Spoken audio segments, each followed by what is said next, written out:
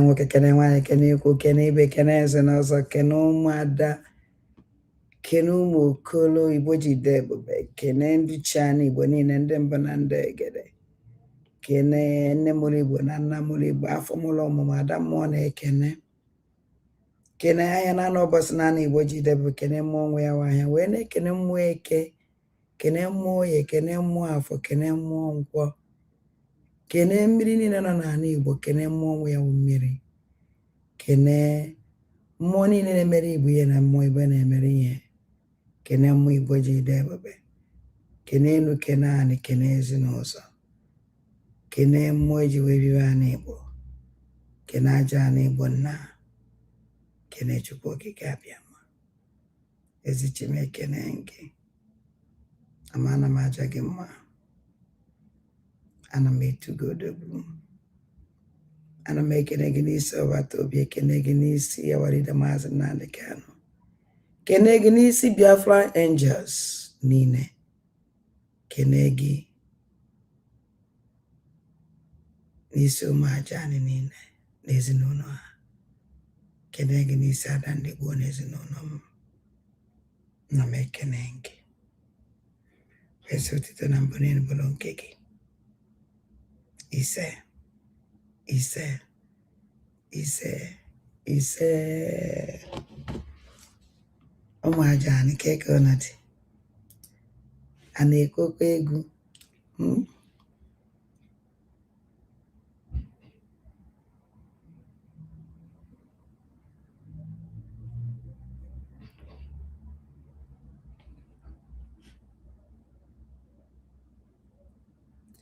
oke afọ Chizọba Adamu ekene ahụ na-enyere na-ekele m unu niile ụmụ aja kene m unu niile ekene m ụmụ aja niile Oliver Adamu na-ekene aka Chukwu ekene m gị asị ka ekene m Maazị Oke ana m ekene Kenneth Adamu ekene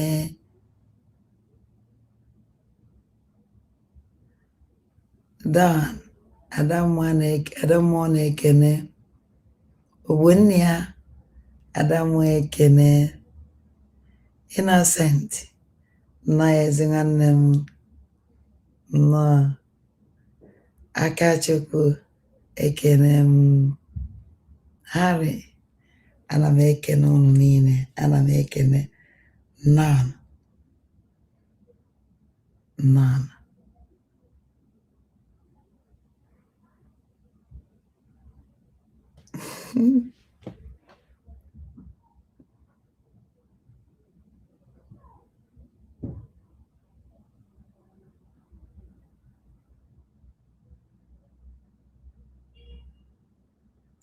Elisa ana m ekene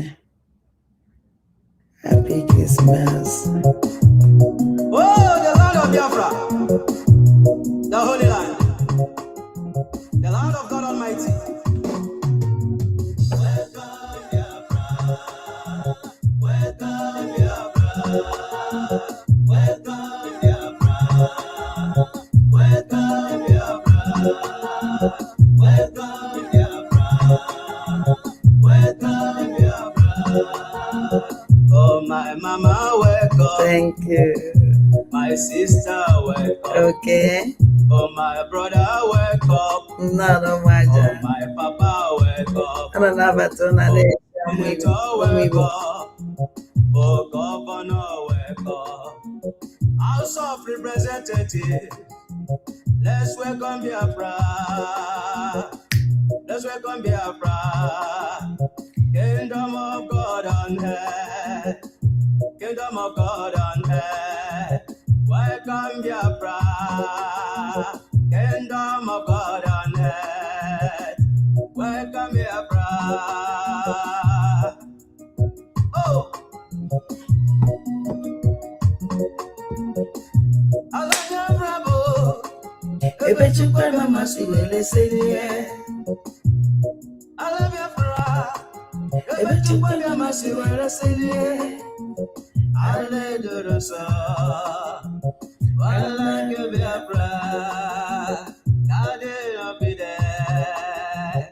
Ala chileke modoro so, ala manago, ala oledo, ala kechileke mogozi akase, ala ke Biafra, attack all this one. Welcome Biafra, welcome Biafra, welcome Biafra, a land of peace and harmony. Aleze Biafra, Aleze Biafra, Aleze Biafra, Aleze Biafra, Aleze Biafra, a land of peace and harmony. Aleze Biafra, everywhere you get it up. Everywhere you go, everywhere you go, everywhere you go, peace and harmony. Oh, the future is bright. I like the Chukwu Di Ya. About to teach you over the moment. The security is assured, and the citizens will be taken care of. Let's welcome Biafra.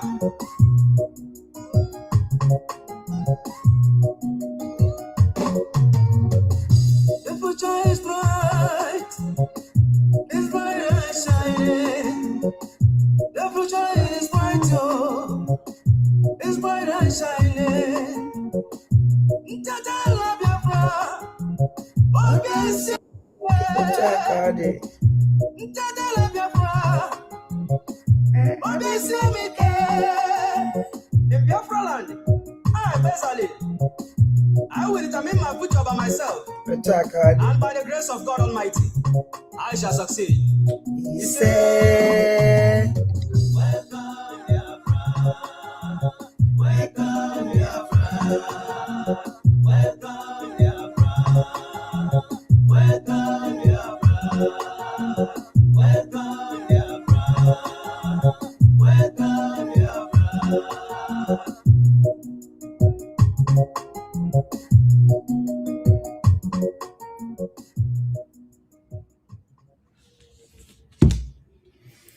Wow, umajana kekono di. Ana-ekwekwa egwu ama na a na-eme. Ama na a na-eme ụmụnne m. Wow. Gini afọ onye aka nọ n'ọgija. Mana o nwere ihe nji wee bịawa. Very important. Cheregodu na ụmụnne m.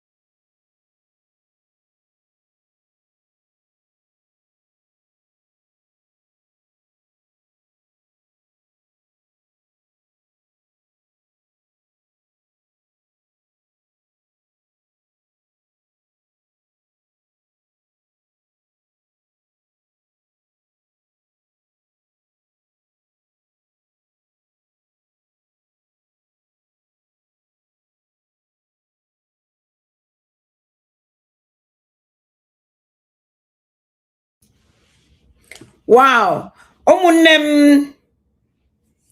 ndonu na ndidi unu nwetara m. Ndonu ụmụajani, ndonu Prince na ezinwanne m. Abụ m ezinwanne m na ezinwanne m. Uche na wow, ụmụajani. O nwere information dị very very important nchọrọ iwetara, and this information gbasara ndị Igbo niile. Ndị Igbo niile ka information gbasalụ. Onye ọwụna onye Igbo, ma iwe onye Enugu steeti, iwe onye Abia steeti, iwu onye Ebonyi, iwu onye Anambra, iwu onye Imo steeti, ebe ọsọ ọgụsi ha si na ịwụ nwa ajara n'ọnwa Imo steeti ka ịwụ ụwa na ọfịa bụ ụnụ,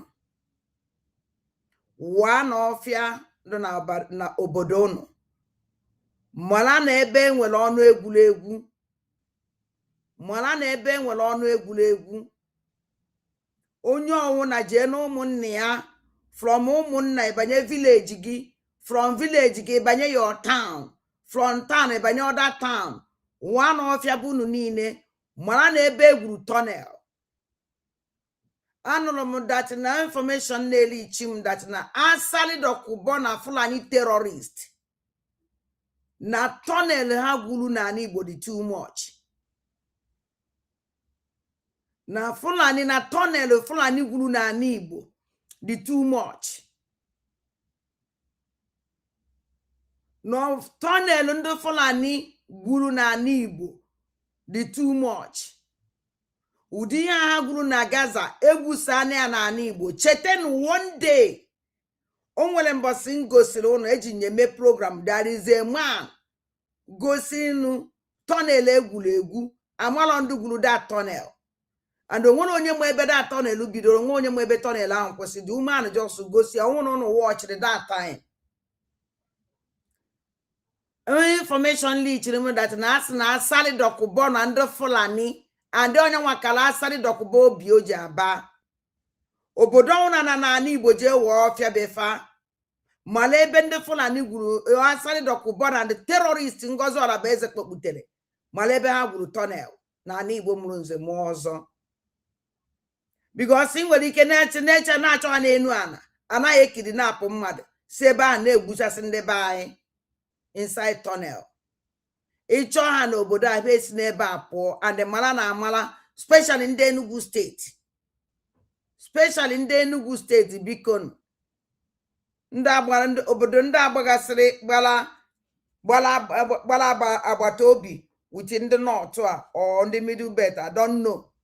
Onye ọwụ na cheki ọfịa befa, mala ebe Fulani terrorist tunnel fa gwuregwu, mara na ebe tunnel fa dị. Onye ọwụ na awa ọfịa dị ya dị very very important. Unu ejikwana dịsa okwu ma egwu cheki en mala ebe egwuru tunnel, mara na ebe tunnel ahụ si, mara na ebe da tunnel bido, mara na ebe tunnel ahụ njedebe. Onye ọwụ na yutu ọwụ na nọ n'obodo, onye niile ka eji egbe nke nidi ha egbe na ya. One of the tunnel, any tunnel ọwụrụ for making sure that unu kpochiri that tunnel. Making sure na ikolobịa niile, agbọbịa niile nọ na community unu kpochiri that tunnel. Onye ọ na-emepe anya, onye ọ na kwesịrị ịdị anya gị kwesịrị imepe chake dịka azụ. Anya gị kwesịrị ịchake dịka azụ. Biko na ụmụ nze mụrụ Igbo mụọ ọzọ, ana m ayọ unu ejikwana this information were egwu. One ọfịa dị na be ụnụ, mala ebe ndị Fulani gwuru tunnel. Ore tunnel aha gwuru na Gaza egwusana ya n'ala Igbo.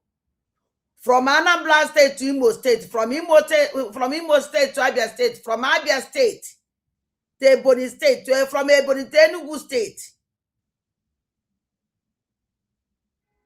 Owele biko na ụmụ Imo steeti, onye ọwụ na wa ọfịa dị na befa, mala ebe egwuru tunnel ka enwee ike ịzọ ndụ. Ụmụnne m, ọnwụ datị na unu na-eche datị na onweghị isi, ma ha na mgbe a na-achụ ndị terrorist n'Imo na gịnị na n'ugwu Awụsa, half of ibe nọ n'ugwu Awụsa, majority now 90% nọ n'ala Igbo. And the mara na amara that na ndị Igbo anaghị edobe ahụ na o nwere ife na-emebe fa. Ndị Igbo zowere nke fa. Kwani na nke nọ n'ala Igbo karịrị nke nọ na North. Kwani na ife na-eme n'ala Igbo karịrị ife na-eme na North. Kwani ife a na-egbu n'ala Igbo karịrị ife a na-egbu na North.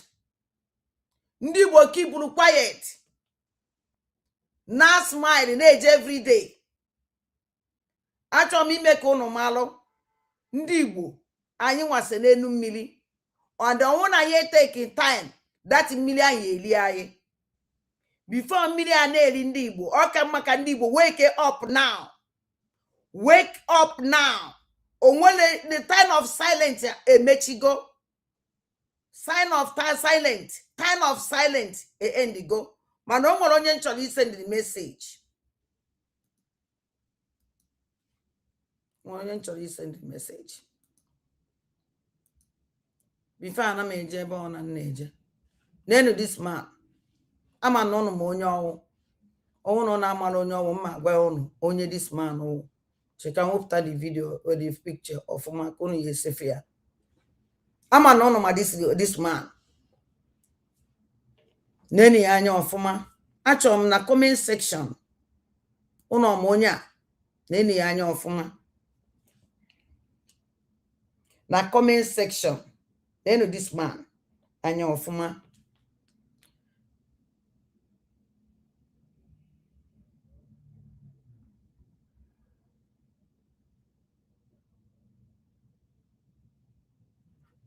See, we find something like that in my husband's village.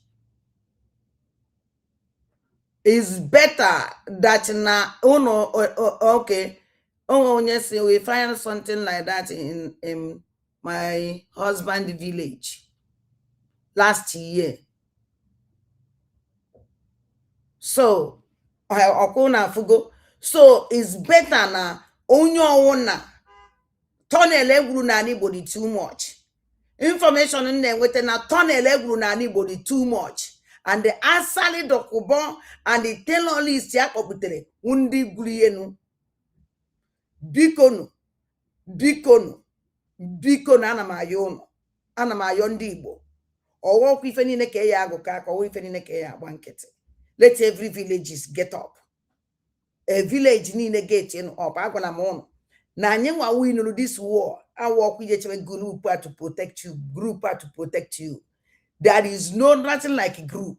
There is nothing like a vigilante group. The outsiders. Any vigilante ona asege na vigilante o vigil a man that nduru popute na echu no terrorist. Because hanchani no na especially ndamro na Igbo. The Fulani unu ya togu karisi ya Fulani amuro na Igbo. Ana me ekwu na ekwusi ika mmiri no no wele ekwu. Fulani amuro na Igbo dangerous kali anda batara abata. Because on that ka eji akonka Igbo. Those Fulani is amuro na Igbo. How ka eji akonka Igbo. So don't very careful about those Fulani amuro na Igbo. Ha wana asu Igbo from ha na azafu Igbo. Ya amadu no Fulani ka fawo because ha na dress is ka ndi Igbo. So bikon sana anyo no mmiri.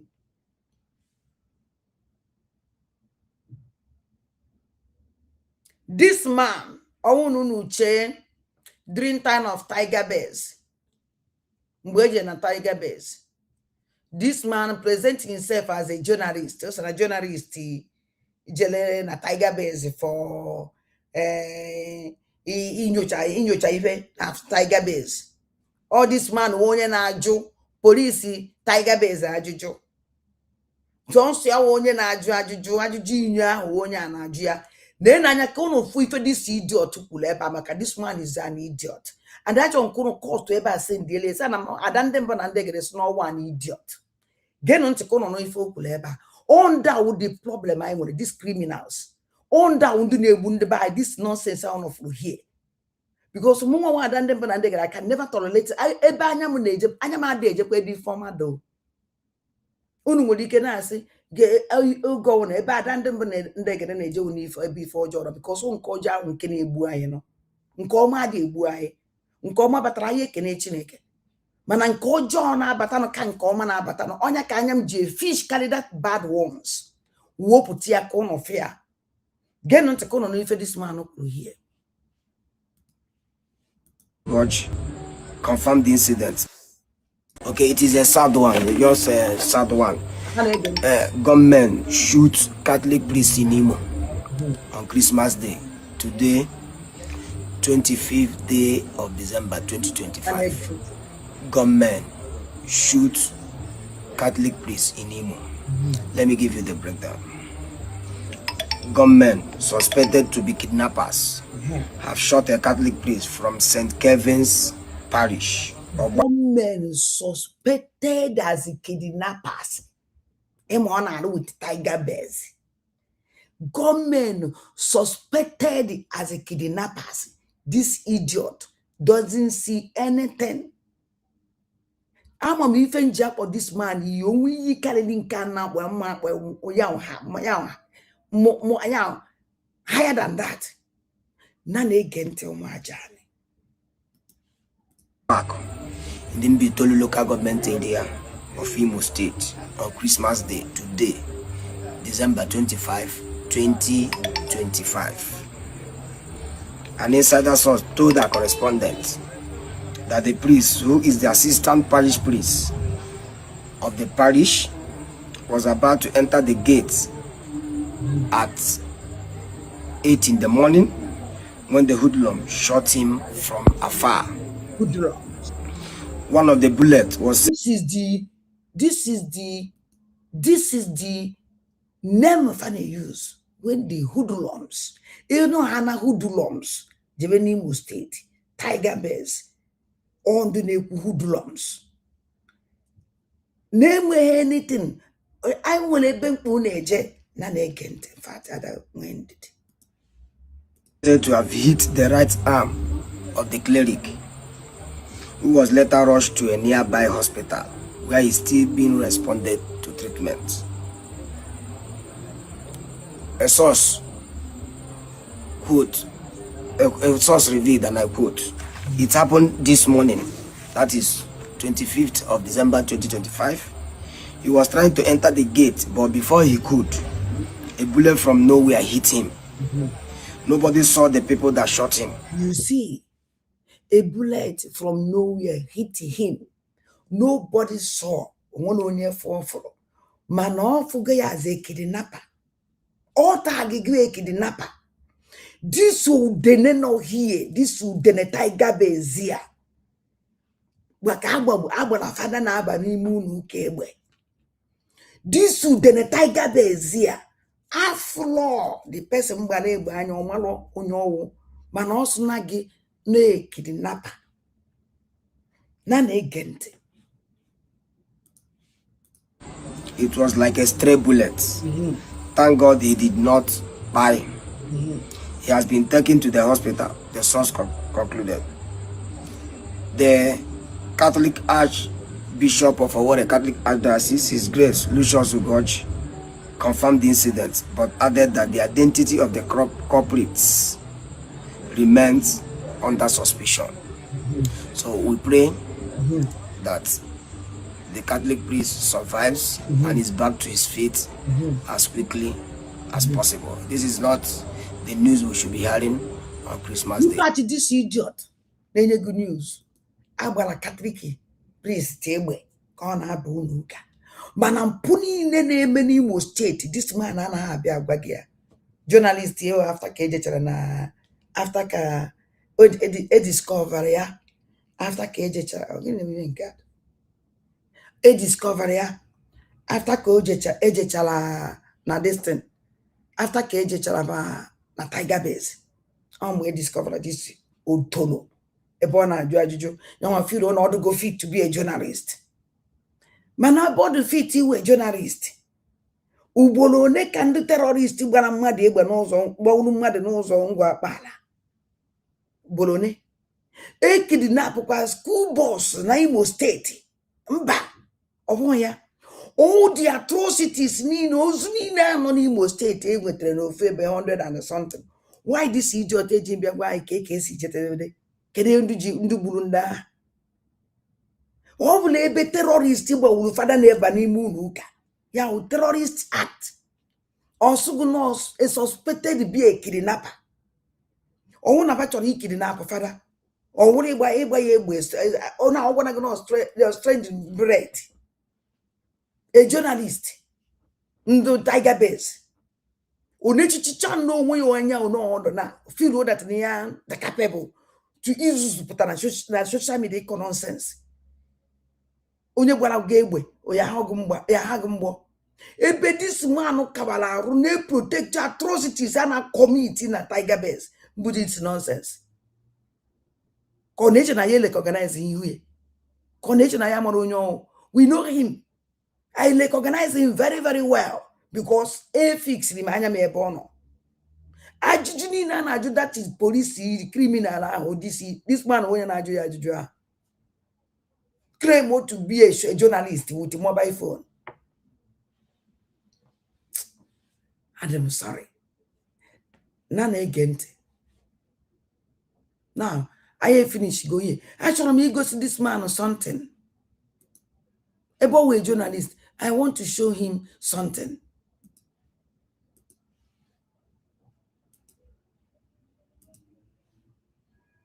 I need to show him something good first.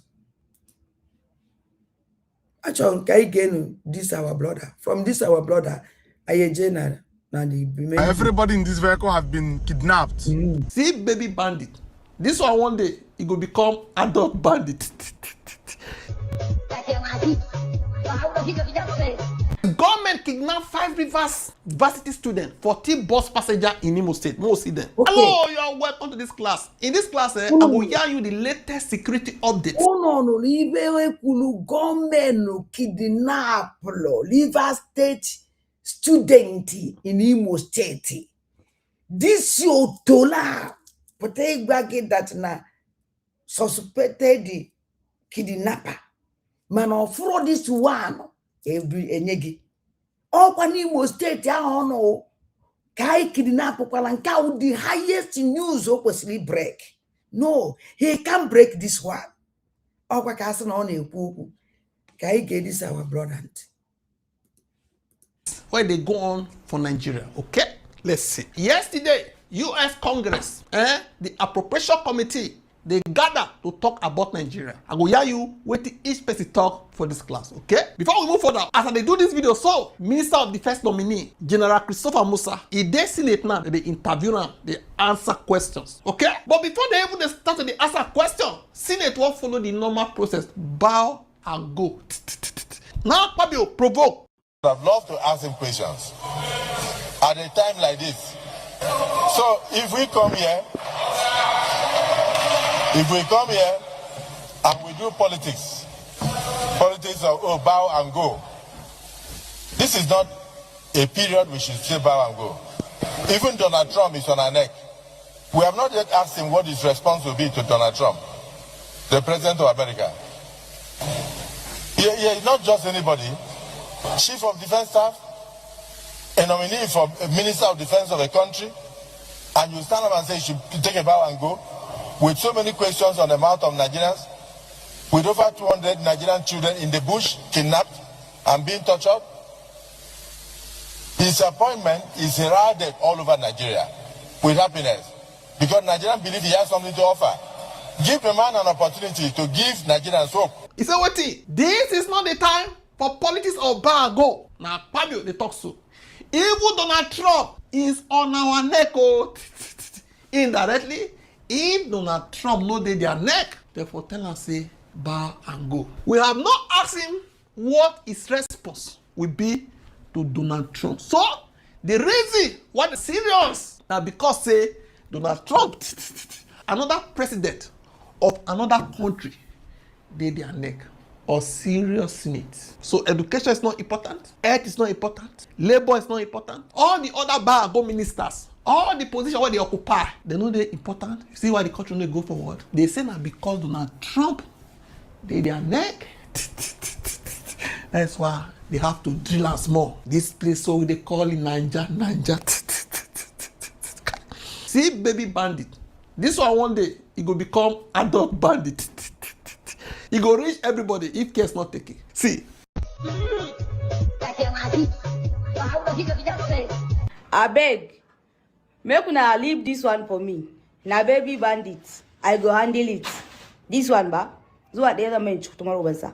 Wai ku dan Allah in tambaye ku. You hear us soon. Oh, continue. As you can see, closed door meeting, U.S. lawmakers fought FG. Insists Nigeria killings targeted at Christians. Now yesterday, U.S. lawmakers sit down for closed door meeting. They discuss about Nigeria. The pressure still there. They never stopped. For this class now, I will tell you what each person talk. Okay? Who were they? Appropriation Committee. What is Appropriation Committee? It is a U.S. Congress committee that controls government money. Okay? The money when U.S. they spend, now then they control them.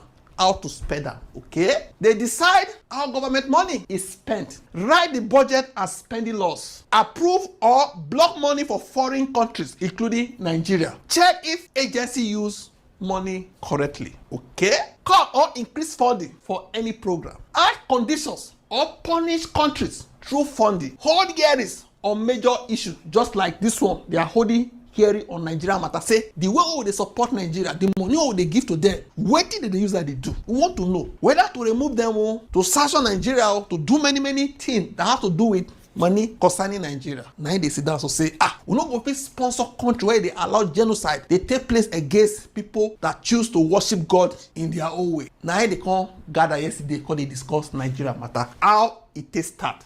Now Donald Trump now he direct them to investigate this matter.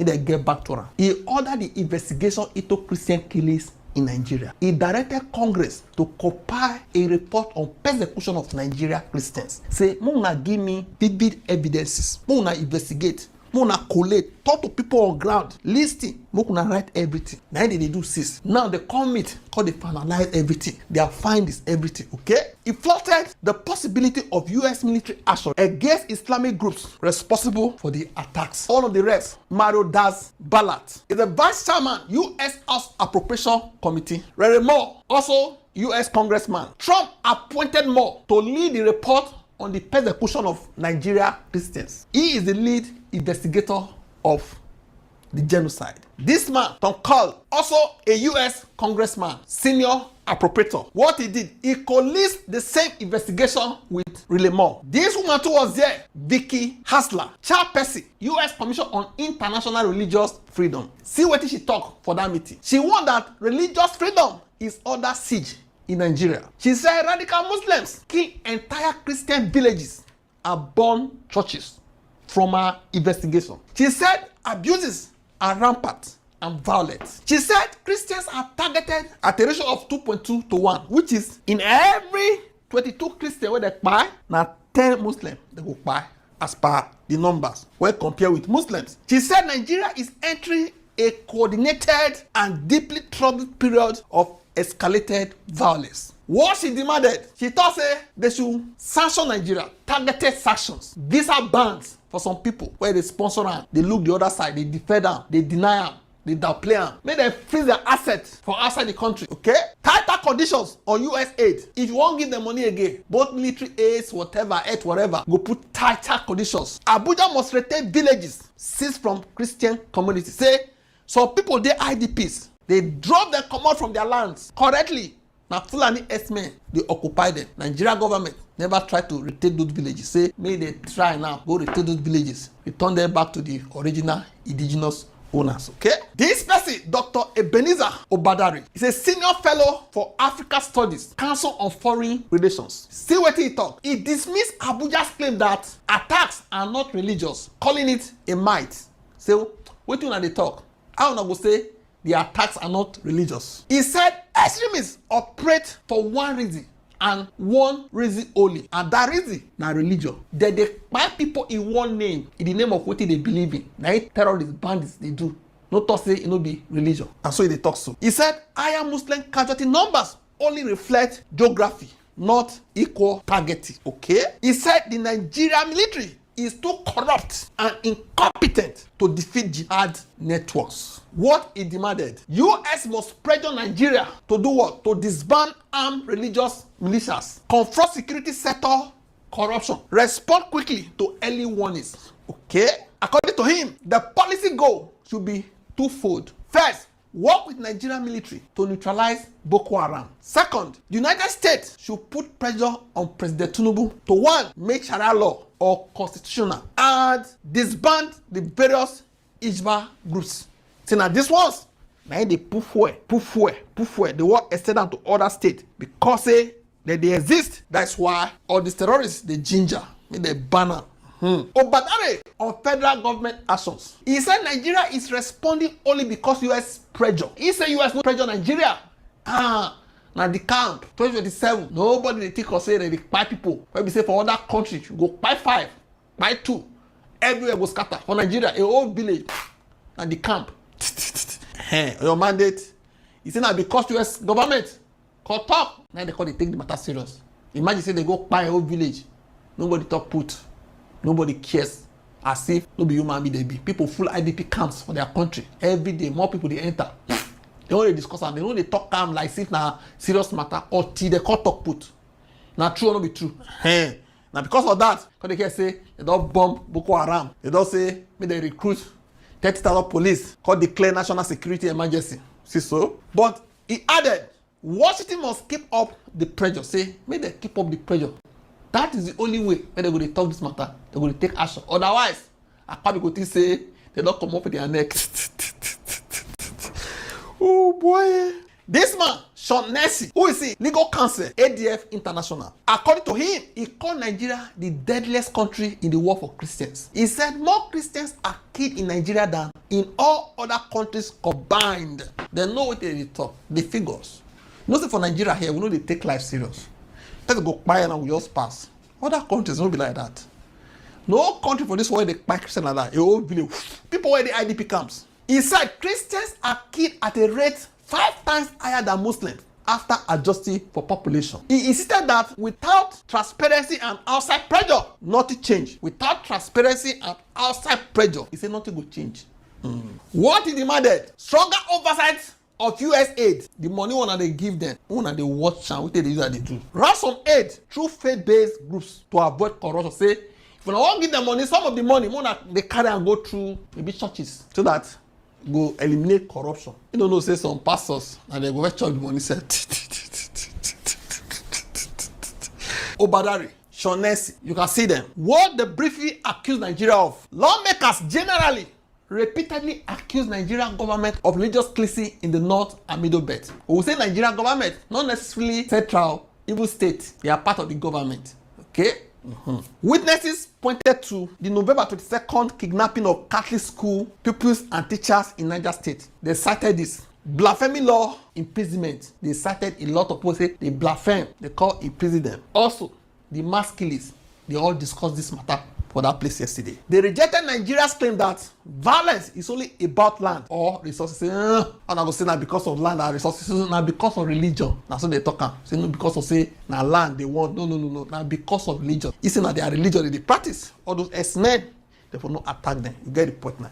Anyway, this report says government kidnapped 5 Rivers varsity students, 40 bus passengers in Imo State. Most see them. Imo State, they say government will be S-men. They hijack a bus where they go Aba. Achọrọ nke unu gee ntị. A journalist na-abịa agwa anyị ifuru na agbara efada egbe ebe ọ na-aba ime unu ga. Istedi ya nwee si no terrorist act. Osogo no kidnap. Osigo no kidnap. So nso ife onwetere no n'Imo State oye ekwo nwere mana nke tọrọ biati mere n'Imo State. This journalist ndo Tiger-based journalist here abiankwe. Tiger-based journalist here abiankwe. No, agbala fada egbe. Oye ekwu clearly. Otu akafa yesi na hide atrocity puni na terrorist na eme na bara anyị. N'ezie a na-egbu ndị Igbo. Na ya gezie ntị. This one, you can't hear him. Get on it. 14 passengers were kidnapped. 14 passengers. Yeah, in Imo State. Ngo Okpala. Now Ngo Okpala. Remember, this Ngo Okpala. This Ngo Okpala. This Ngo Okpala. Eba ka Fulani terrorist gbara mmadụ egbe. Gbawowo mmadụ. Ihe na-eme na dati ụzọ Ngo Okpala ha awụrụ obere ihe. Ọwụrụ obere ihe. Malazie nke akwụkwọ nke afọ anya, kwụtọfụ nke afọ anya. And this Ngo Okpala wee ba ka Ebuka Obi gbara nwere ihe mụ ya. No normal. This kind of thing ekwesịghị na-eme side ya. Kedizi kebe the highest church of Ebukobi Bunatra Church ya uno. Ko settle on an Igbo. Or who say that particular place Ebukobi Lolo Church. Can the terrorist in a men papa or kwajuju kanjo. Onwe konye asokwa na Ebukobi meaning kamanasim at least side unu ke Ebukobi ya. Na this Christmas o kwesịrị ịdị ndị mmadụ kwesịrị na ya o kwesịrị ịdị n'ụwa mana why n'ebe ahụ ka terrorist jeziere nọ emezi alụ near that place. Oh my God, amalo no man understand ihe na-ekwu ebe m nwa na-eje this ka na-eme ya ugboro one anyị na news about terrorist act na Ngwokpala and the Jovika na ebe ka odike na Ngozi Olabeze na oge nkele a stop here then don't stop, then can't stop it. Mean Guinea no fanwa wundu ne generate that terrorist all fanwa wundu with that terrorist all fanwa wundu ne build that terrorist.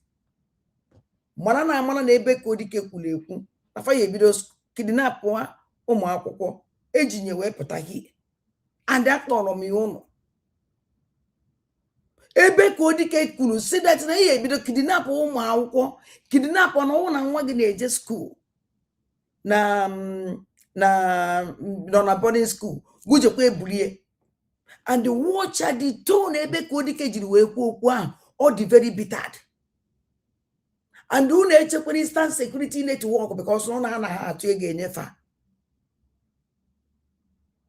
Now, N'Imo State ahụ ebe ka odike nọ ebidogo na kidnap ebidogo na school bus ụmụ akwụkwọ student na-ege ntị. Na that is school na that Imo State ahụ ebe ka odike nọ. Na that Imo State ahụ Jovika nọ. Na that Imo State ahụ Ngozi Olabeze na terrorist gang group ye nọ. Ebe aka dị kidnap ụmụ akwụkwọ. Ihe anaghị emevu before. During time mgbe a na fight Biafran Liberation Army, this kind of thing anaghị eme. Mgbe ọ bata obie isi, this kind of thing anaghị eme. Why o ji emezi kịta? Why ji anụzi ihe anyị anaghị anụvu before? Why? Mana Ngozi Olabeze nze na-abịa na-asa gụgụ tụwa ụtụ ihe ji na-protect their land. Ngozi Olabeze Golofrani wepụtala gị ihe asị gị na ha nwere amị. Ebe ka katapila nọ. All the general commanders Ngozi ọ na-ebe kedu ebe fa nọ? Ọ bịa na anaghị atụrụ ya ụtụ. Why is it? N'Enugu ka enwere 20 different types of terrorists. N'Enugu State. Otu a nke esi nwe ebe niile. Oh my God. Na na-ege ntị. Came out of the bush and fire shots. Other drivers abandoned their cars and ran for safety. Same area has had multiple kidnappings this year alone. Imo police said it was not officially reported to them yet, but had deployed tactical teams. As you can see, and the boss be this. Now, everybody in this vehicle have been kidnapped. Everybody in this vehicle have been kidnapped. Everybody in this vehicle have been kidnapped. Even this vehicle in front of me now, everybody inside it have been kidnapped. Everybody. You see? Video shows travelers kidnapped along Aba Owerri Road. Una don see am so. For Rivers State, wetin happen for there? Government suspected to be cultists attack around 2 a.m. They shot the security dog. They kidnap 5 Rivers State University students from their off-campus lodge in Omohua. Cultists go kidnap. Say, now only Fulani they kidnap for here. More join them. They hear 500 million, 200 million, 300 million. More go benefit from this money. You get the point now. One student escaped while being chased and shot at. Students had earlier protested on this matter, say insecurity for that area they too much. Rivers police they confirm the matter. They pursue the kidnappers. For Kwara, what did they go on for there? Breaking Terrorists invade Kwara community. Adopted housewife, short brother-in-law, demand 100 million. Now the story be this. Terrorists invaded Igbofi or near Okeode around 11 a.m. They fired shot and kidnapped a woman named Rukayat. They shot her brother-in-law, Abdulatif, leaving him badly injured. And the brother-in-law be this, where in the hospital. Family says the attackers were Fulani armed men. They abused the village as a young brother arrived on a motorcycle. The villager fled during the shooting. Only Rukayat was taken. Terrorists later called the family and say, "I'm gonna bring 100 million. No, they collect 50 again." You get the point now. According to some reporters, now the woman be this allegedly. Kwara State Court. They say courts for Kwara State. They go buy themselves. Instead of them to go pursue bandits, they face themselves. Nigeria. Former Kwara Polytechnic student killed in court-related campus clash. Well, now for the pursue bandit with now power, juju what they do, stubbornness. No. May they kidnap. We're gonna kill ourselves. See so? A former student, Oyelade Abib Olawole, was killed in a court clash on campus. He studied civil engineering. This one might be immatriculation number. Rival court groups, including former students who returned for the attack, carried out the operation. The attack was swift, according to the report, and targeted. Now in the call for causing panic on campus. Security operative intervened quickly. Several suspects linked to the killing were arrested and added over to the police. For Kogi State, the Chukwu Di Ya Church, where they go kidnap members and pastor. Up the deal, break it. Bandits demand 500 mila. 500 mila ransom for adopted Kogi Cherubi and Sarafi pastor worshippers. And bandits attacked Cherubi and Sarafi Church in Ejigba, Yagba West on Sunday morning. The adopted pastor, known as Pastor Orlando, and several worshippers. The kidnappers have contacted the family and are demanding for 500 mila. 500 mila ransom. Now here we go end the class. I know if you share everything, otherwise the class go too long. You don't see so. You Okono flea. Okono from Kengo Pala. Ono from Kemenango Pala. Because of religion, that's what they talk. Say no, because of say na land they want. No. Now because of religion. It's not their religion they practice. All those S-men, people no attack them. You get the point now. Anyway, this report says government kidnapped 5 Rivers Varsity students, 14 bus passengers in Imo State. Most see them. Imo State, they say government will be S-men. They hijack a bus where they go Aba. 14 passengers were kidnapped at Ungo Okpala. Government came out of the bush and fired shots. Other drivers. You see, this journalist, Ndifa, I have this one. Came on at that in Wapala. 14 passenger, 14. Kidnapped. Namwapala. Yesterday, 14. Obe bag that na Reverend Father na bani munuka. Kabalebe. Suspected a kidnapper. Instead, he's no terrorist. I told my people, I baramande by Umi Bomonun ze Monzo. Unyona be careful. Now, America Batago. Unyona be careful. Onwelo be the man now, the terrorists here. And everybody now, they are victim. The anger of the America jiwe bata, that anger kaye jiwe. Now, oya had easy had easy. Ebu. Manegbe ne wute wundibo. Ndị Igbo adị egosi their own. Ndị Igbo na-ezo onwefa. Ndị Igbo na-akọva ife na-eme na be anyị. Agwa gị ife egbuolo na disi nnata kịta anatara. Efosi kịta na hope ụzọ dị mma. Ọ na-egosi n'ọnọdụ na social media. Na-ejegharịzi n'ọdụ gịnị. Adukwa ma ga woko my problem o. Man even na chi igwe ka ndị Imo State malụ. Ana the whole ani Igbo niile mụrụ nze m ọzọ maka ọsọ ihe na-eme n'Imo State na-eme everywhere na ani Igbo. Ọwụ na na-adịghị careful. Ọwụ na na-adịghị careful. Grab all this opportunity. Pụta mkpu ka mara ife na-eme na ani Igbo. Onye sikwa ike o. O nwere ihe nchọrọ igosi unu. O nwere one of our brother nyere warning. Gịnị? Gịnị si?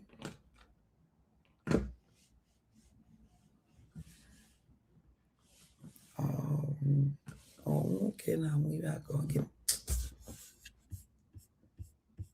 O nwere our brother nyere warning.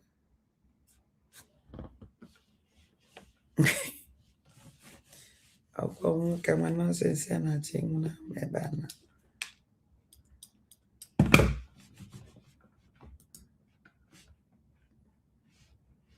Okay.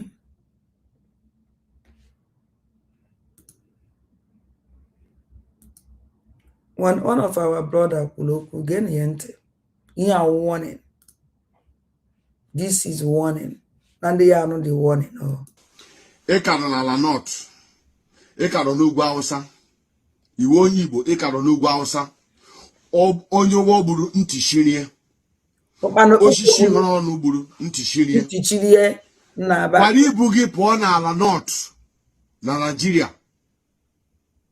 Na America na-ala azụ na nke a. Iwe onye Igbo nọ na north. Iwe onye Igbo nọ n'ugwu Hausa. Buru ibu gị laa ala Igbo now. America abatala Nigeria. Anyị abatala Nigeria and anyị ala-alaghachi azụ.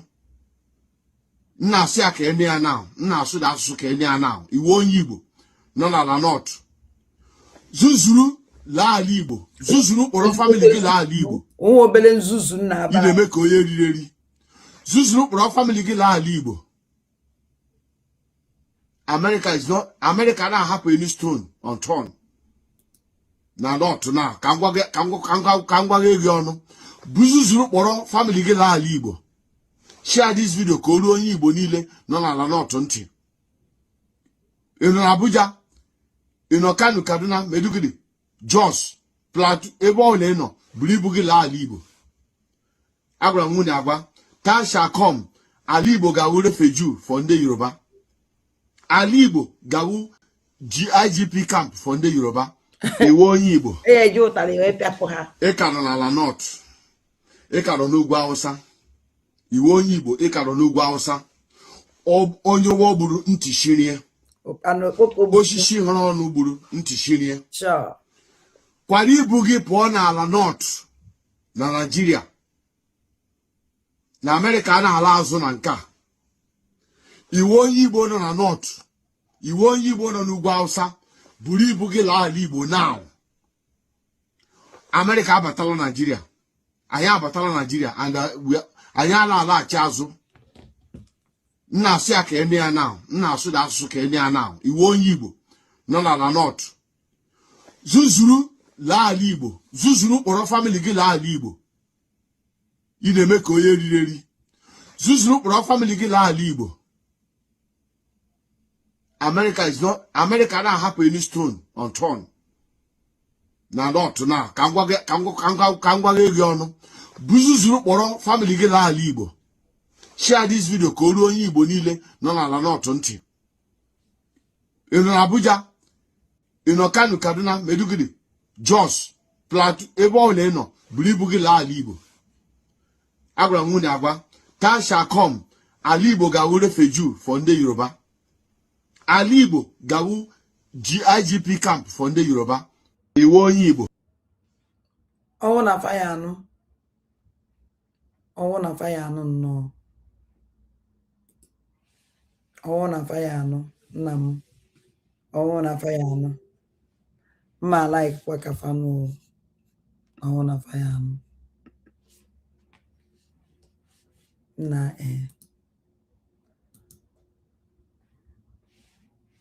Oya ya. Achomuke Onuge, voice of our leader, Mazen Nnamdi Kanu. You that the agreement between the British and the Fulani has collapsed, and the only person that collapsed it is Trump. I want the world to understand this. The only person that collapsed that devilish arrangement whereby the Fulanis have been guaranteed in perpetuity, the advancement of their hegemonic interest right across the whole of West Africa, not just in the zoo.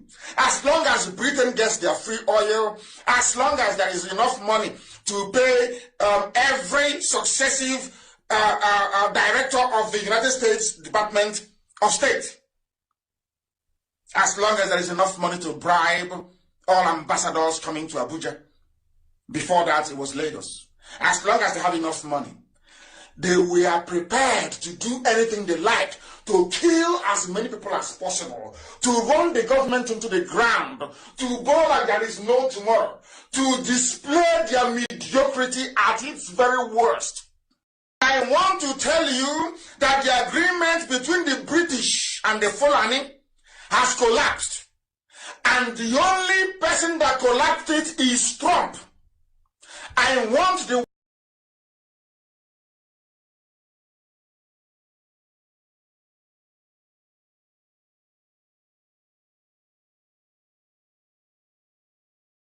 and then I make it. That's amuma our leader Mazen Nnamdi Kanu na check complete by Donald Trump. Exactly what our leader Mazen Nnamdi Kanu sipe. Oya wana emefa. Nyawa na check complete. Ifa una mind kwa na ndo nonsense omu achikoto ekwo no rubbish criminals oge nkire na ndo oti ono na for picture eba.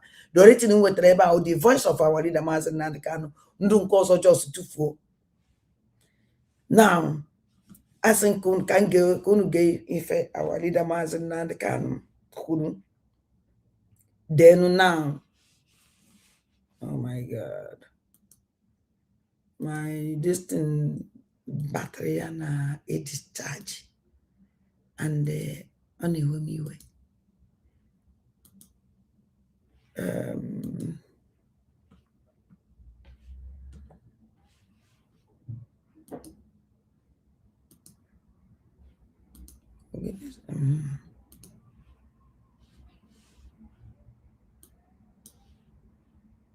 Nigerians, another bomb blast.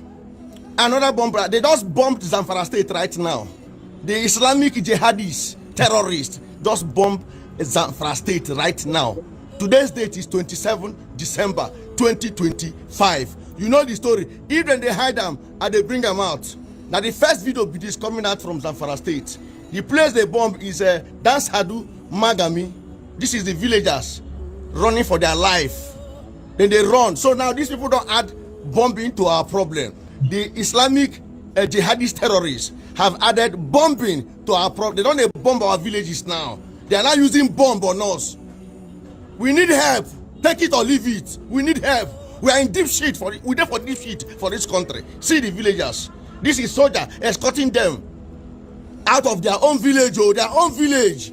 Now they got to run for their life. If you want to stay alive, you run. Run to where? I don't know. I don't know where you go to. If they hide them and they bring them out, are they active? Jama'a kawo mu hanyar ɗan sadau ɗauki ga bala'o a nan sun faru sun samu na bam ga hanya inna lillahi wa inna ilaihi raji'un. Jama'a ku dibi al'ummar da a sama ku diba ku gani. Jama'a a taimaka a kawo ɗauki jama'a a kawo ɗauki barayi sama hanya. Inna lillahi wa inna ilaihi raji'un. Kai wani baki gaba da ko ku tsaya na wurin wuce layi. Jama'a Allah ya kawo mana ɗauki. Inna lillahi wa inna ilaihi raji'un. Inna lillahi wa inna ilaihi raji'un. Inna lillahi wa inna ilaihi raji'un. Ya kai. Inna lillahi wa inna ilaihi raji'un. Ga jahili nan shi ma yana kuka. Wallahi ka so marayi ne hoda ake da shi. Tanka biyu ce ga guda can sama. Wallahi tanka biyu ce kaga guda can sama. Ga can suna hoda hawa ka gani. Hawa ne ka gani ka alhaji. Kaga ta can. Ka gani? Bam ne sun kasa.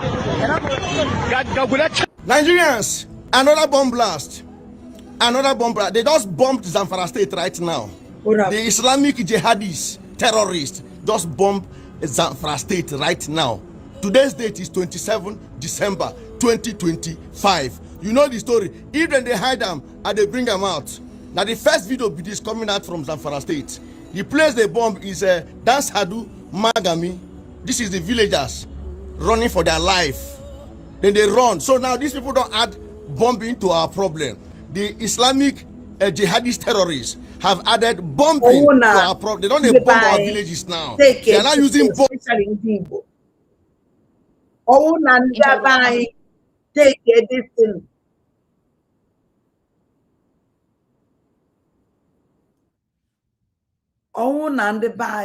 Take this thing. I have told our people before I go this bomb can be careful malaki si eje na gathering. If bata ni ma ya watch and you wanna make a sure on a watch a bone on an my inside the church. Uno bata uno wanna make a sure. Unyo wanna wolo onye nche nwanne now. Unyo wanna wolo onye nche nwanne. Always okunu hancha ni neke yeme wa avoid. For example, nke di na moto no later you na dori na moto bia park any hu nuka yeme we avoid. Nke ahụzi Chizoba. Nke na park na moto load na moto bia do any hu nuka you can do nothing for that. Only if yeme because e man if di na moto man onye park moto. Mana owo no ni ma ya ka ịbatara na shop gị. Onye abata na shop ya onye abi na anya around your shop. Any if lazy alarm. You for that moment, please. The same thing nuka. Onye bata nuka. You be saying na no. You anya monopulo oche bi na no pulo oche hunata nyo pulo oche. Mano nwere nke anya ari no pulo oche. Na anya mano nwere apa mari. Asukwa na onye nke achezo apa ya. No. Biko. Even ndoka no ya do possible in ka eposugode ka na ime unuka kama uka na mbala compound unuka ya nakputa onye ọwụna compound unuka ya nakputa onye ọwụna osike tiene canopy osike si tinye canopy owo eziokwu that no nwere onesi me eluzu mmadụ mana at least oyebe dami uno zedoro mmadụ bikono ọrụkwa makita nsogbu dị unu ejikwa n'ife egwu because afọ ndị content creator by ejigo this guy ejigo be egwu jiwe content creator because ihe niile wụrụ content creator Dolis Ogana na enyi nwoke anọrọ na social media na-edeceive ndị mmadụ ebe obodo na-agba ọkụ a na-akọ pastor so ludnes asụrụ akwụkwọ ụgwọ akwụrụ ụgwọ ndị mmadụ bloggers these two people ignore use all their platform to save life. No problem. Ofutimi ofutuanya. Kai gain this new amakwami o egebe mi. These strikes happening just days after the return of more than 100 children and teachers who were abducted from a Catholic school in Nigeria just before Thanksgiving. In total, 130 students and 12 teachers were set free on Wednesday after more than a month in captivity. Now, in a statement, U.S. African Command did say the strike killed multiple members of ISIS, but didn't share numbers or any more specific details on the military logistics. President Trump does warn there will be more strikes on terrorists in Nigeria if the targeting of Christians continues. These strikes happening just days after the return of more than 100 children and teachers who were abducted from a Catholic school in Nigeria just before Thanksgiving. In total, 130 students and 12 teachers were set free on Wednesday after more than a month in captivity. Now, in a statement, U.S. African Command did say the strike killed multiple members of ISIS, but didn't share numbers or any more specific details on the military logistics. President Trump does warn there will be more strikes on terrorists in Nigeria if the targeting of Christians continues. These strikes happening just days after the return of more than 100 children and teachers who were abducted from a Catholic school in Nigeria just before Thanksgiving. In total, 130 students and 12 teachers were set free on Wednesday after more than a month in captivity. Now, in a statement, U.S. African Command did say the strike killed multiple members of ISIS, but didn't share numbers or any more specific details on the military logistics. President Trump does warn there will be more strikes on terrorists in Nigeria if the targeting of Christians continues. These strikes happening just days after the return of more than 100 children and teachers who were abducted from a Catholic school in Nigeria just before Thanksgiving. In total, 130. Do you only Nigerian news?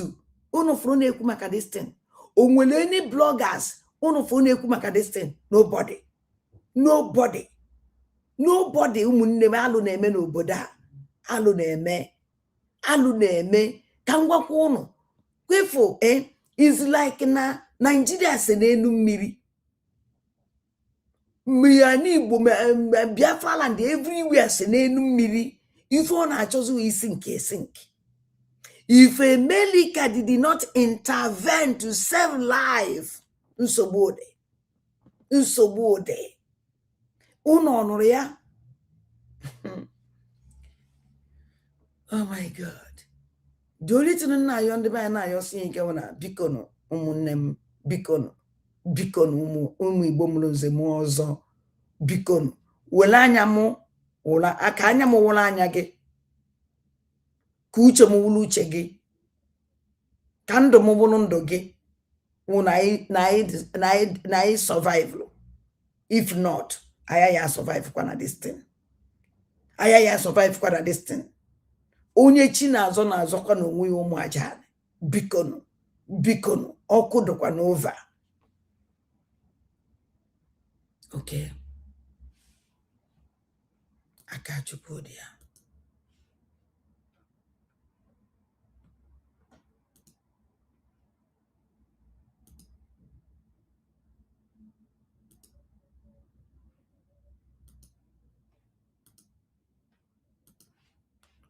Get into this, our brother. American bomb blasted Nigeria. Sponsors of terrorism are already crying. Yes. Sponsors of terrorism, founders, founding members, financiers, they are already started crying wolf. Shegumi is crying in wherever he's hiding. I heard he's hiding in Turkey or one Islamic fundamental nation like that. He is crying and he did a video from there, shedding bitter tears. I will play this video for you and don't mind the language he used. I will explain what he said in that video. Watch the video. Wato ƙasar Amerika nan fa ban son kausasa magana game da ita, amma dai gaskiya munafuka ƙasa ce. Lokacin da Najeriya ta yaki da Biafra, su suke taimakawa Biafra. Ƙasar ma da ta ba mu taimako farko shine ƙasar Rasha. Saboda haka suna nan suna jin haushin ƙasar Najeriya da kuma 2015 suna cewa ƙasar Najeriya zai wargaje. Wasu sun yi dirasa sun ga cewa ƙasar Najeriya. Yes, that was Shegumi.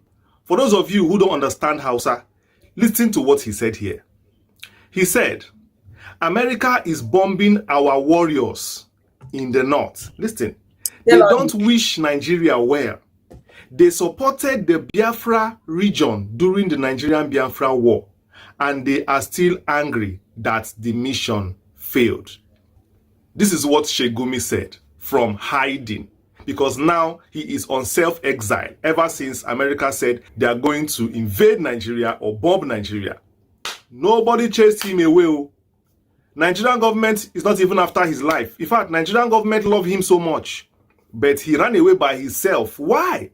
Why did Shegumi run out of Nigeria? Since that time America was talking about coming, he entered plane and disappeared.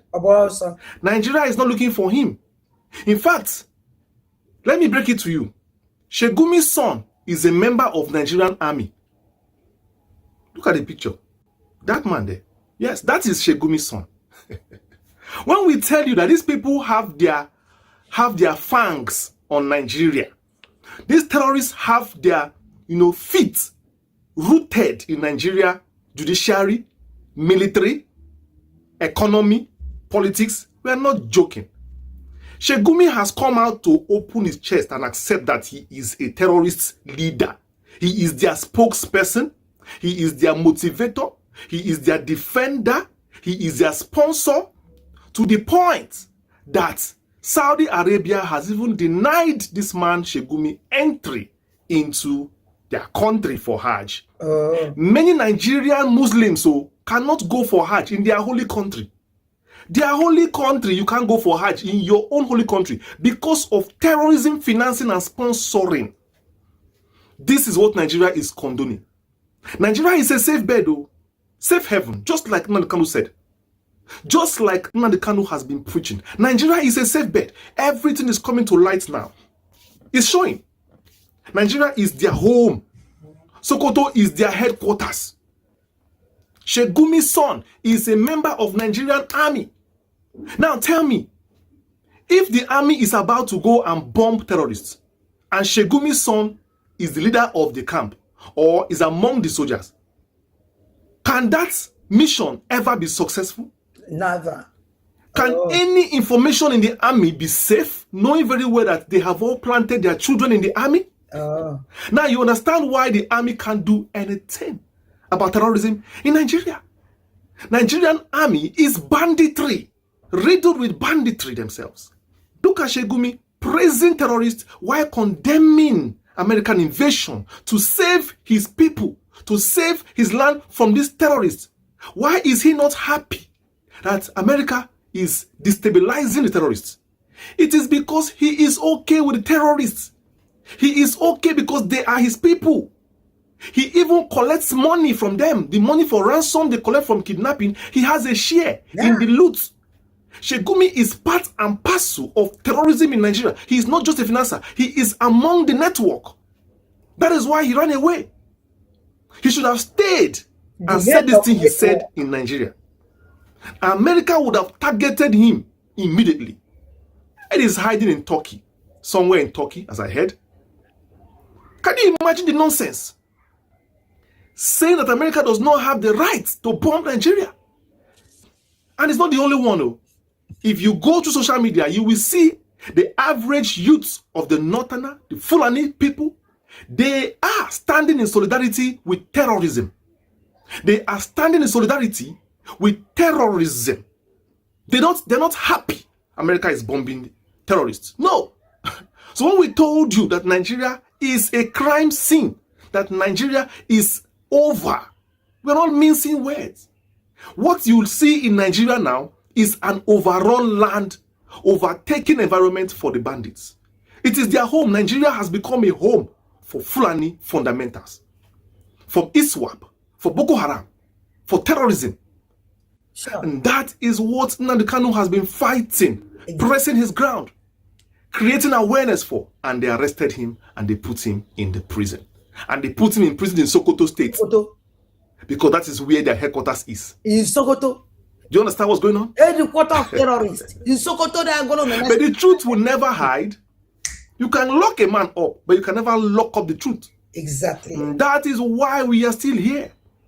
We are still here to do exactly what Nnamdi Kanu was doing, exposing, speaking the truth at all times. At all times. Making sure that it is not hidden. Making sure that everything that they are planning is being leaked out for everybody. Because they thought that we don't have a voice. They thought that without Nnamdi Kanu, we will not hear the truth. Exactly. But unfortunately, we will keep on dishing it out step by step every day. Step by step every day. Shame on Shegumi and his sponsor of terrorism. Shame on Shegumi, the leader of terrorists. And of course, he was among those people who conspired with Buhari. Buhari is also part of their network. Buhari is also a leader politically, because I told you that these people are everywhere in the environment. In politics, they are there. They have their members, they have their people. In the army, Shegumi has put his son in the army. And this is how they've cut themselves across. And Britain is their defender-in-chief. Britain knows, Nnamdi Kanu said it, Britain is the one giving them the approval for whatever they want to do in Nigeria. So long as Britain keeps getting their free oil. Yes, Britain gets free oil from Nigeria. They don't pay 1 naira. Britain has a pipeline, dedicated pipeline to their own ships. Britain has a pipeline dedicated for their own ships. When they come to dock, they have their own pipeline that takes oil from Nigeria's pipeline straight to terminal. Live. Fact check me. Fact check me. This pipeline was discovered by Tompolo Tantita. After a day or two, it was covered. Till today, we don't know. Till today, they've not come out to accept, to say, but we know who owns those pipelines. It is Britain. Britain has access to Nigerian oil as made possible by the Fulani Caliphate, because the Fulani don't own the oil. They don't care where the oil goes to. It is because the Britain does not want the Southerners to control their own oil, because they know if the Igbos control their oil, they will never give it like that free of charge. They will not. So because the Igbos own the oil, they put the Fulani in charge of the oil. That is how the Britain do anywhere. They will get something from your land, take some from another land to dominate your own land so that two of them can share it together. That is the pattern of the British. God Almighty, save us. Save us. No matter what they believe, no matter what they do, Biafra must come. And this one that Shegumi is saying because America supported Biafra and did not succeed. If America wanted Biafra to succeed as a then, it would have succeeded. If America wanted Biafra to succeed, it's because America respected British that time. That time, America respected Britain that time. Not now, no. America is out to do their bidding to free the Christians, to free people. America is no more out to tolerate terrorism again. And before you know what's happening, Biafra is coming. Let the enemies of Biafra be afraid. Because Nanakano said it. And the enemies will keep on being afraid. So long as they are enemies, they will keep on being afraid. They will keep on being afraid. They will keep on being afraid. Shegumi's time is already numbered. Because he's already a target for American nukes. He's already a target. Stop hiding. Come out. Come and stand with your people in the north. Come and stand with people in Sokoto. Stop hiding in Turkey. Stop hiding in Pakistan. Stop hiding in Yemen. Terrorists like you. So see you next video. Peace. De gélatine bariatrique. À prendre avant de dormir qui m'a fait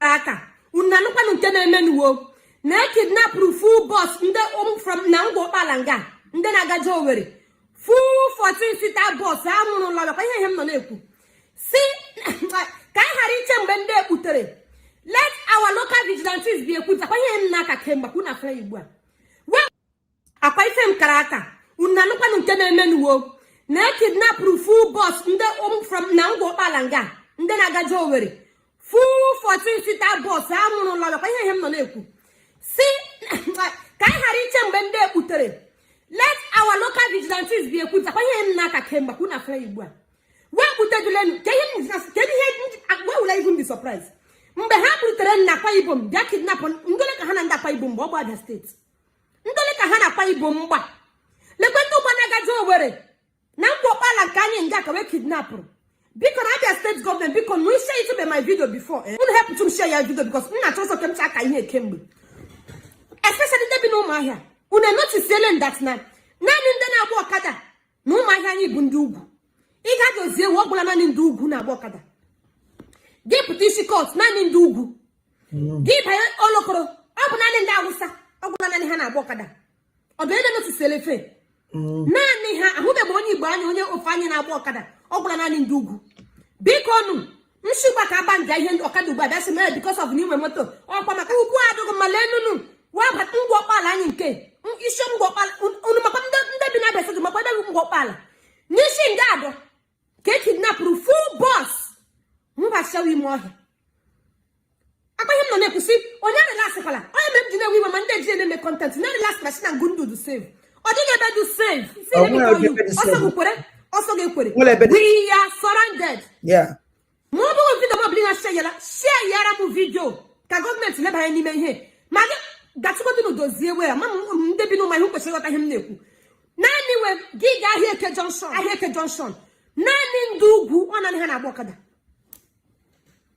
so tell me how we'll be safe gbamụta ike shidiri safe tell me how we'll be safe that means ishidi ndị agada aba adịkwaghị safe ọdọ biko kwado ụmụnne m echeta m arịọ na-arịọ unu even ọ na-eme mbatazi ịntanet na-abịa ahụ bọọsụ nke kidnapụkwara nke ụzọ Lagos going to Sokoto going to Abuja iwe unu na-ewedu m gịnị ka unu na-aga eriri this period gịnị ka unu na-aga this period gịnị ka unu na-aga lekwenụ isi nga lekwenụ nke ụzọ were anyị nkwa ụzọ aba anyị nke ngwa ọkpala nga na isi nga ka e kidnap full boss kai still tena juru pilot anya o mazi ihe ọzọ even okwu agwụla m n'ọnụ still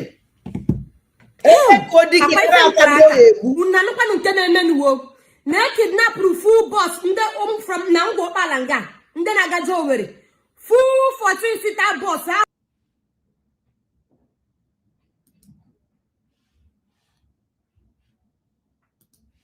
still ebe ka odike ka na-achọ Biafra liberation o egbu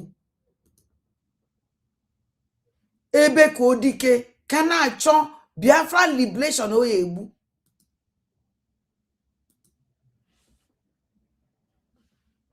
is terrible ọ dị egwu nsego nso nọ n'ọdụ ha egwu mana nọ na nwa ezigbote onye okwu asị na ọnwụ na nso nọ dat na ọdụ ha egwu nsogbu ụdị ezigbote nsogbu ụdị ngwanenu genu ntị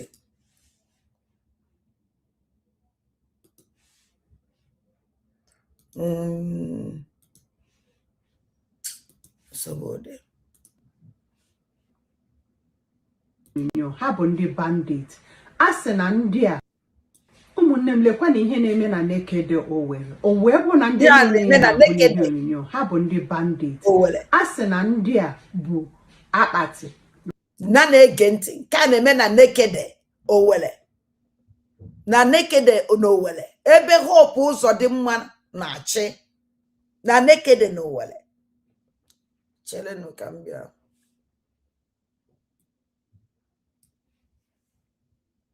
ụmụnne m lekwa na ihe na-eme na Naked Owerri o wee bụ na ndị niile na-ahụ n'ihe onyonyo ha bụ ndị bandit a sị na ndị a bụ akpati wee na-aga na iro Naked so ha na-agala wee pụta one place hụ ndị mmadụ wee sị ha na ha na-achọ ụmụ ozuroke na Naked ebe a na ha na-aga na ụmụ ozuroke na o nwere onye nwanne ha nọ ebe a ha na-aga imeti ha wee na-asị ha nke a unu bụ akpati a na-aga ụmụ ozuroke ọ dịkwa na mma ha si yes na o nwere onye ha nwụrụnụ so na ha na-aga imeti nwanne ha nwoke so ndị mmadụ ndị ha na-ajụ a asị nke ndị Fulani juru Naked a na-achọ ụmụ ozuroke n'ihe a nwere ka ọ dị ịma na obodo adịghị mma onye ọbụla nọ n'ụjọ and being that na ndị Fulani a adịghị abụghị ezigbo mma nọ ha na-emebisi ihe niile ha na-eme ihe asị eme n'obodo ịghọtago ka ha ga-esi buru akpati ozu mmadụ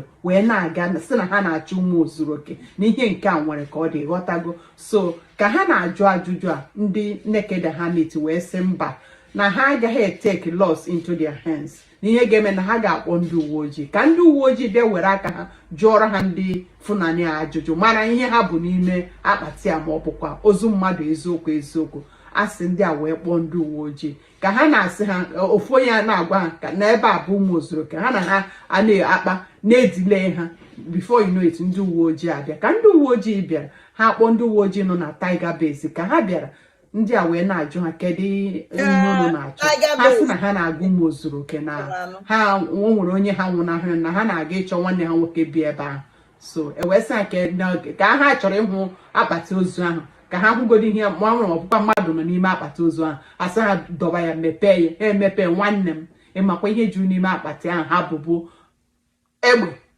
a sị na onweghị ụdịrị egbe dị n'iche n'iche na-adịghị n'ime akpati ahụ na ihe ahụ ha bụbu ihe ha ji ngwa ọgụ ka ha bụ onye mama ọ chọrọ ịbakpụ ndị ndị nekede wee sị na ọ bụ onye nwụrụ anwụ na ihe a bụ mmadụ nọ n'ime akpata ozu na ha na-agabe nwanne ha nwoke bi na ụmụ ozuroke village onye ma na ọ bụ ngwa ọgụ ka ha bụ ọ bụ na ha na-aga ịbakpọ ndị ụmụ ozuroke ha na-achọda village ka ha gaa ebe ahụ gaa mee ha atak onwe onye mmanụ so ndị uwe ojii wee nwụrụzie ha wee gaba n'ogige ha so ihe m na-ayọ Chineke ka ndị uwe ojii a nwekwa ike mee ihe ka o si ekwesị ka enwee ike nye ha ntaramahụhụ kwesịrị ha ka a ghara ime magomago emekwa hapụ ha na-aplan kwukwa mmụọ so wee bụrụ enwesị ka ngosiko na ihe na-eme na nekede na ndị niile ị na-ahụ n'ihe onyonyo ha bụkwa bandit ejidere ha na nekede ebe ha bụ akpata ozu si na onye nwụrụ anwụ ka ha bụ onye mana ngwa ọgụ ka ha bụ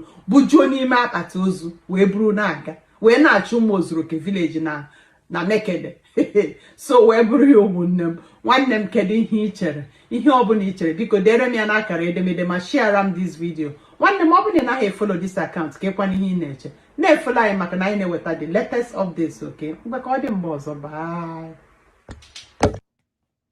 ụmụnne m lekwa na ihe na-eme na nekede Owerri bụ na ndị niile na-ahụ n'ihe onyonyo ha bụ ndị bandit a sị na ndị a bụ akpati wee na-aga na iro nekede so ha na-agala wee pụta one place hụ ndị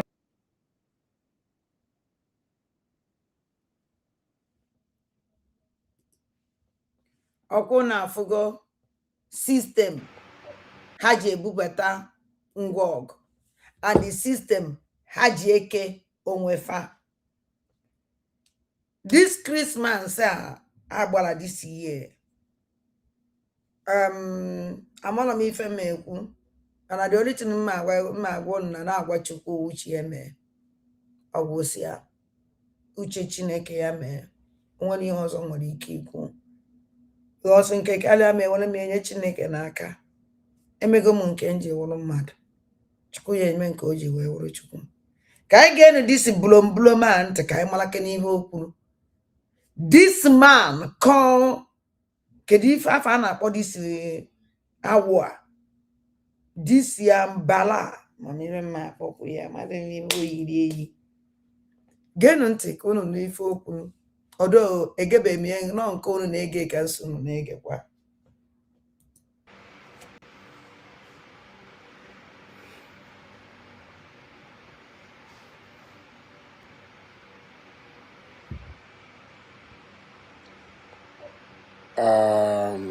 This is almost 12 a.m.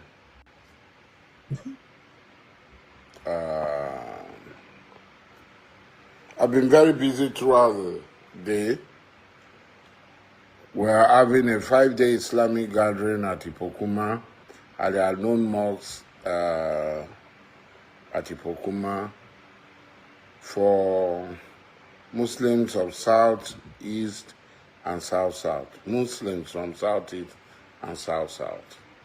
We have some visitors and observers, but it's mostly a Muslim program for Southeast and South. But that's not what I'm going to talk about now. For the week, yeah. A lot of people have been sending questions to me, inboxing me on what I said about the origin of urban people. I am here. I am in my house. And I don't think that no man what? I don't think that this, where are they? Don't be fooled. Have you seen the disgraced? It's so shameful. So people have been inboxing me and that I said something about the urban people, the Oafia people, the Abriba people, the Tem people. And I said these people are originally Ijaw people. They are originally Ijaw people. And a lot of people, in fact, a lot of urban people had come to inquire and ask me questions. First, I want to say that I headed an urban month walk-in house in Kalaware land before I ascended on the stool of my forefathers to become Dabayamakri the first, a minor ball of the source, Elen Kalaware Tosramap.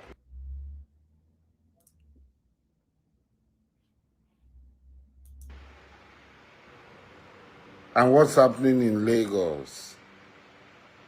Whether some of the drones, they said it comatose missile, which is a lie. What went to Sokoto, which the ordinary people in Sokoto had come to say openly were drones. And they did not harm any bandit. They were thrown in open fields. You see? Where innocent people are. Open field endangering the life of innocent people. So I will not dwell on that because that is not what I came for, but I think it's shameful. And we believe these lies by these people. We believe these lies by... Asali Dokubon, let me tell you something. Ihe kanelege bakuterege. And you can never do nothing. You can't. Number one, Gumia hapu gogubafu. Don't worry. Asari Dokubo, don't worry. Do you know, we feel like a Basala America. America will obadana class. Haka figasari. Na hana na befana watch the television. They know who is who. Nke anyị na-eti mkpu ana Igbo na-eti mkpu ana Igbo na ndị Igbo mgbe anaghị ekwu na ndị Igbo anaghị ekwu. America know everything. They know everything. They know everything. He need the money bịa kọwalafa. Okwe for this idiot. This yawa ono for here.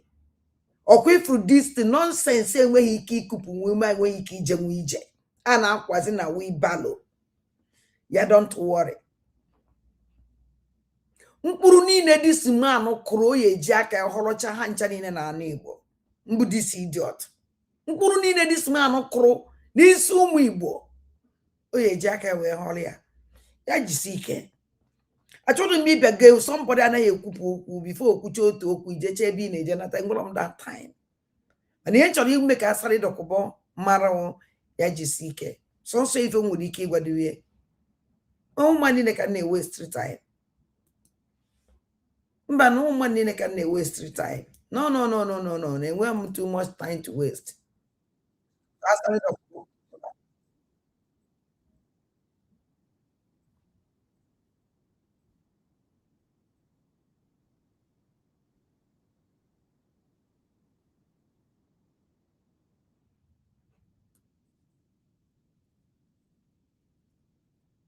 Bomb explosion in Zamfara State. Federal government says 16 GPS guided precision munitions deployed in joint Nigeria-United States operation in Sokoto State. Ali Undume urges federal government to extend joint military operations with United States to the northeast. Another front in Russia attacks Kyiv and other parts of Ukraine with hundreds of missiles and drones. Good evening, this is News at 7 on Western Spring Television. My name is Tony Lola Daniel Adetumo. An unspecified number of travelers have reportedly been killed following a suspected bomb explosion along the Yatasha Dansadua Road in Marilu government area of Zamfara State. The police public relations officer of the state command, Yazid Abubakar, reportedly confirmed the incident on Saturday. Videos of the alleged aftermath of the incident have been circulating online, showing travelers fleeing the scene in panic. A Katsina State Governor and chairman of the Northwest Governors Forum, Malam Dikurada, expressed sorrow over the tragic attack on worshippers at a mosque in Borno State. The governor Radar described the incident as cruel, senseless, and condemnable assault on innocent citizens engaged in worship and on the sanctity of places of prayer. In a statement by the Chief Press Secretary to the Governor, Ibrahim Mohammed, on Saturday, Rada noted that the attack resulted in the loss of precious lives and left others injured, throwing families and communities into mourning. He stressed that mosques, churches, and all places of worship must remain sanctuaries of peace, reflection, and devotion, not targets for violence. Rada called on security agencies to intensify ongoing operations aimed at protecting citizens and preventing further incidents, urging them to strengthen collaboration, deepen intelligence gathering, and ensure that those responsible are identified and brought to justice. Meanwhile, the Olofa of Ofa, Oba Muftau Badamosi, has appealed to residents of the Ofa community to remain calm and go about their end-of-year celebrations following an unidentified object that fell and destroyed parts of 3 buildings in the town. An explosion damaged parts of the buildings on Thursday night, injuring about 5 people, including a couple and their little daughter. The incident occurred along the Ofa Ijabu Road, according to a landlady whose house was damaged. The incident occurred around 10 p.m. when she started hearing an unusual humming sound, which later led to the object falling on the building. On Thursday, the United States Department of Defense said multiple ISIS terrorists were killed in the strikes conducted at the behest of the Nigerian government. However, the Ofa monarch said the community was not targeted for attack or any military operations, but either within or outside the country. He added that the military was still investigating what happened and urged the people not to panic. Meanwhile, the federal government has revealed that a total of 16 GPS-guided precision munitions were deployed using MQ-9 Reaper unmanned aerial platforms in joint Nigeria-United States operation that targeted Islamic State terrorist enclaves in Sokoto State. The Minister of Information and National Orientation, Mohammed Idris, reviewed this in a statement. He noted that during the course of the operation, debris from expended munitions fell in Jabo, Tambuwal local government area of Sokoto State, and in Ofa, Kwara State, near the premises of a hotel. He, however, added that no civilian casualties were recorded in either location, and relevant authorities promptly secured the affected areas. Idris updated following the Foreign Affairs Minister, Yusuf Tuga, on Friday, who said President Tinubu gave the go-ahead for the U.S. strikes against terrorists in the country's northwest region. He noted that the operations successfully neutralized a targeted ISIS element attempting to penetrate Nigeria from the Sahel corridor.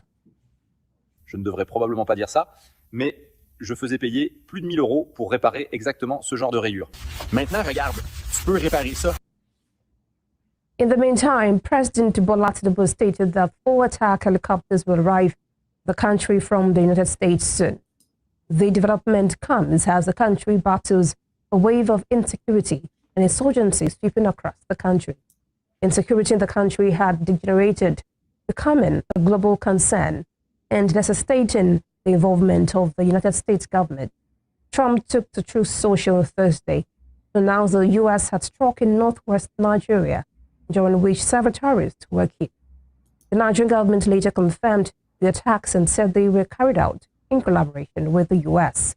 While speaking at the meeting with delegation of the Christian Association of Nigeria (CAN), led by its president, Archbishop Daniel Oko, at his Lagos residence, the bill reviews that the federal government had ordered 4 attack helicopters from the U.S., adding that they will arrive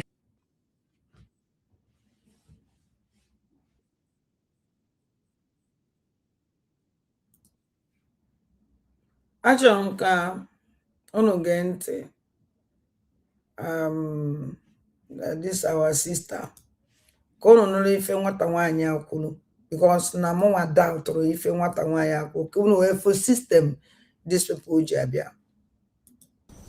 My brothers and sisters, welcome. Please, so you people should come and hear what I am hearing. I want us to dissect this together. This is a serious matter. This woman, this lady, she claimed that she's an Igbo woman, but she's a Muslim. She used to go to Catholic church before. She's a Catholic, but she converted from Catholic to Muslim, Islam now. But the serious issue is that she is facing challenges discrimination because say she be Igbo Muslim. Anywhere she goes, she presents her name, she presents her documents. They will say, your name is Amakobi. I'm giving instance because she did not even mention her name. Her name is Amakobi. Amakobi. That they expect that people that are coming from Igbo should be Christians and not Muslims. So she is facing this constant discrimination of where she will have to continue explaining herself. That she has been explaining herself, that she's an Igbo woman, but she's a Muslim. And there is nothing wrong in converting from Christianity to Islam. My people, I want you to pay attention to details. Please, her accent, her intonation and pronunciation, the way she is talking, she's not sounding like an Igbo woman. Even if they born her for not, they born me for Kano State, but I can't sound like an Abokid, I can't sound like a Malam. She's not sounding like an Igbo woman. This is looking like an imposter, but I want you to watch the Igbo woman who converted from Catholic to Islam. Say that she has a lot of problem after her conversion. She dey explain herself every day and they can't even believe her. They are discriminating her like you are not Igbo people Muslim. I want you to watch, please.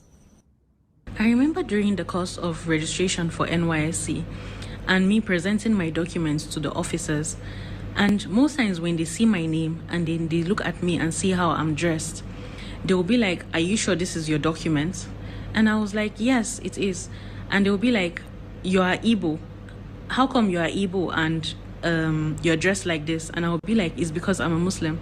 And this question goes on with having to explain myself to strangers that are trying to probe and verify my identity, as if every Igbo is supposed to be a particular religion.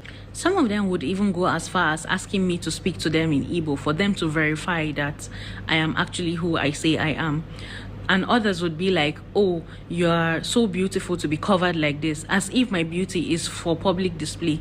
And that's one thing I like about Islam, the fact that you are not judged for how your appearance or how you look, but you are being judged for your character, how you carry yourself, and also your intellect. Another challenge that I've noticed that most reverts face is that in the beginning, after taking your Shahada, you have a lot of support and there are a lot of people around you. But then with time, those people, the effort and the support that they give you would fade with time. And it's important for us to note that taking the step to be a Muslim is a personal journey. It's not a journey with a crowd. It's something that you choose to believe in. So at some point, when you don't receive that same support that you received in the beginning, you tend to feel a bit lonely. And if you're not strong at that time and you don't understand why things are being the way it is, that's the point that I found out that most reverts tend to leave Islam. So if you don't really understand that at some point you would feel isolated, at some point you feel lonely, seeing people celebrating Eid or even during Ramadan, fasting with their family and breaking their fast with their family, you would start feeling a bit lonely because you wish that you have your family to do that with. And during those times, that is the trial time for most reverts. And if you're not strong in your deen, that's when I noticed that most reverts leave Islam. So one thing I would advise for each and every one of us that are looking into becoming a Muslim, if you're choosing to take this journey, understand that it's a personal journey. It's something that you have to be steadfast. You shouldn't expect much from people because at the end of the day, people have their flaws. And if you're able to scale through that time and to understand it, then you don't have any other thing to worry about. It's important to reflect on the Quran verse, Quran 286, where Allah said, La yukallifullahu nafsan illa husaha, that Allah does not burden a soul more than it can bear. So in those moments, I kept reminding myself of this verse and also reminding myself of the reasons why I chose to come to Islam during that moment of isolation and feeling lonely, because those were the things that helped me to scale through when I reminded myself that I chose this religion because I truly believed that there is only one God and that Muhammad sallallahu alaihi wasallam is his final messenger. How is this person an Igbo woman? Are you hearing the pronunciation? Are you hearing the intonation? Is this thing sounding like an Igbo woman? Even if na person will lost for another country. Adanne. I want to know if you I want to even understand if you before we Catholic. Mbon na Catholic.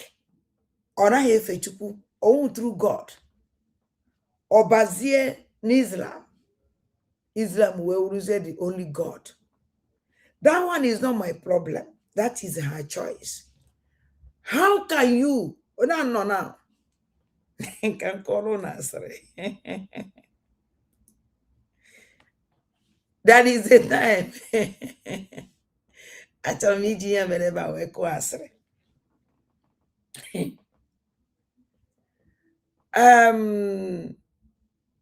Njele deeper life. Yes. I was ana chito ata da Canada na he joke say everybody chito ata mpulo bia. Then I go deeper life for Nanjele deeper life because naturally ije deeper life or natural ka atohata na deeper life or unlikely deeper life. No. Ndo na atohata na achọrọ itohata mkpụrụ obi. But mụ nwa na onwe m na-eje because of one thing. Kedu ihe kpatara nji eje? Ihe kpatara nji eje bụ na nọ na deeper life o ịcha ego ha tụọrọ gị ego. Ịchọ nri ha enye gị nri. Anything na nwere ịchọrọ ha enye gị adị eziokwu. Because na mgbe nji deeper life enyekwara m ego. Ya. Enyere m ego mana asị na m ahịa akwụ iyeri ntị sọmahụ nsogbu adịghọ. Mana mbezere mee nke anyị dị ego eje m atọrọ m ego eje nchofiwe kọrọ ha enye m ego. Ndị nwere ego na ego richa ewere m ego jewa je lie je ya ma ejezi ọkpakwa m ejekwa m ọzọ. So now how can ihe nji wee kwuokwu adat na ịtọhatara gị ya bụ Christianity atọhata gị jebezie Muslim and those is say na that Muslim how are you recognizing work on wagi tolo gute na still you look at that place they don't recognize you. You were alone, nothing. And this lafana ha kocha ndị mmadụ n'ifiji hate ụka na ye na kocha gị mana nke nwa ikwu otuola ya Bible that na anaba kocha mmadụ mana still ha nabata gị iso na anụ elu iso na anụ ala iwere pụta gwa that na iwe onye Igbo ona isi asụ asụsụ ka isi wụrụ onye Igbo. Yes, so possible adanne is na no nwere ike ụlọ no ya wụ na onye Igbo mana ọwụ na ọ nọ na Igbo to wee na-asị gị na ya wụ onye Igbo wee na-asụ yi na-asụ gị na ya wụ onye Igbo na-asụ oyibo like this ebe a nke ya asị mana number one that na this woman si na ya wụ onye Igbo mana asụsụ ya ọ na-asụ oyibo ọ na-asụ good intonation oyibo ya wụrụ intonation ndị Igbo asọkwasị ụmụ onye n'ugwu Awụsa ya wụ na onye Igbo amụọ ya n'ugwu Awụsa osokwa ya bụrụ na village ndị Awụsa were too. She can never have this kind of intonation na English. Ọ dịghị possible because na o nwere ile ejiri mara ndị Igbo. Yes, o nwere ile ejiri mara anyị and ile ahụ anaghị anapụ anyị anapụ aha natarachi. So this woman chọrọ ka ọ bịa ka ọ convince ndị mmadụ ka ọ kwatara fa mana ọ mara that o gburu onwe onye ọbụla dị intelligent nwere brain ge nonsense onye akọrọ o wurugodo na nchọrọ ịchọ ihe ahụ ịtọhata m ka njebe ajele mmejezi because all goes going that is they don't recognize you, they don't want you. Even how one no weapon na fight against themselves because some will do the men when do down here they can down na ebe mmadụ isi one another group na egbu ndị ọzọ self. How can I go na these people my sister everybody claim to be Igbo especially na this ndị na voche they claim to be Igbo. Do you know the reason? They have one thing in mind: eliminate Igbos. because mgbe ife akịta si ọ gbanagada ya mara mma ebe ka mma wada ọmagodu mma ọmakarịrị gị adanne ọmagodu mma ọmakarịrị gị ọmakarịrị gị na mma o ji awa afọ bọdị ọ na-ekpuchi bọdị ya ebe nwere bọdị ebe ka bọdị ya wadị ọ ndị a na-asọ iyi ndị na-cover themselves like this ọdụndụ so I mind na abọdị na-atọ what this idiot bịala ebe anyị eme ka anyị mata number one that na okwu niile okwuru ebe nwere nke nwere meaning ọjọọ sọpụta na social media ka ọkwa na ọpụta na social media ikwu okwu onye ọnwụna bịarazi nnọọ ya ịtọghata mkpụrụ obi everybody ma ndị gbara uru ma ndị abaghị uru chọzi nnọọ ịtọ na everybody ive ọchị is terrible eziokwu niile ụjọ bụrụ onwe ya ọjọọ ka onwere ezigbo ife mana nsogbu adịrọ no problem ụmụnne m is like anyị akpọ na anyị asị na chi ejigo ya nwere ife nchọrọ igosi ọnụ ya very important ke ebe fụrụ dat nke ebe ndebere ya ejikwa m ya ebe akịta mmadụ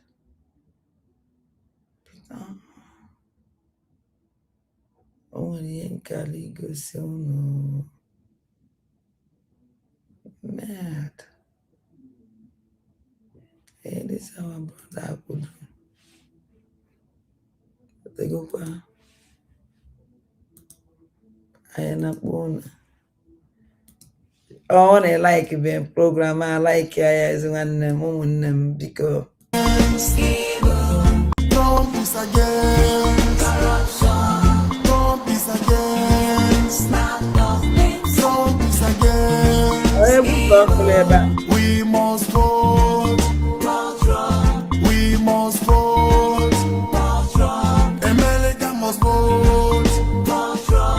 We must vote. Some don't love him because he's against evil. Some don't love him because he's against corruption. Some don't love Trump because he's against government. Some don't love him because he's against evil. Trump is against evil. Trump is against. Amama na-egwu ka ọkụrụ amadị na-egwu ka ọkụrụ eche na egwu ọmakwara mma anyway. Enwere ihe nchọrọ igosi unu and all the very important ngwa n'anya afụfụ mmadụ na-ata n'anya amara m ihe mere ebe ahụ beta ihe mere ebe a dị m mma n'obi n'anya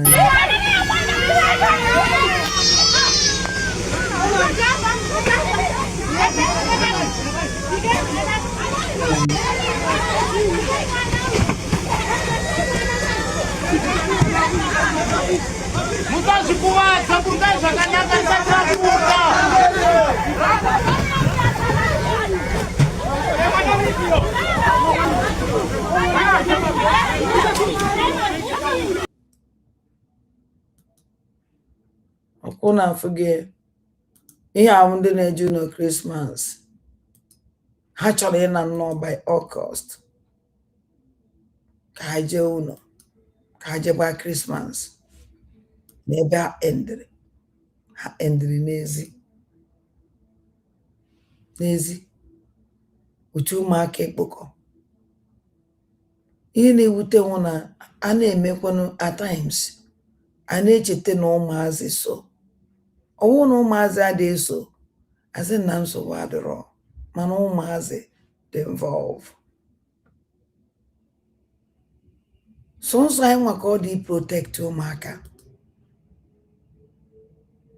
now shop ihe gbara ọkụ moto ihe gbara ọkụ moto Uye baloko, just like that. Otumuloko.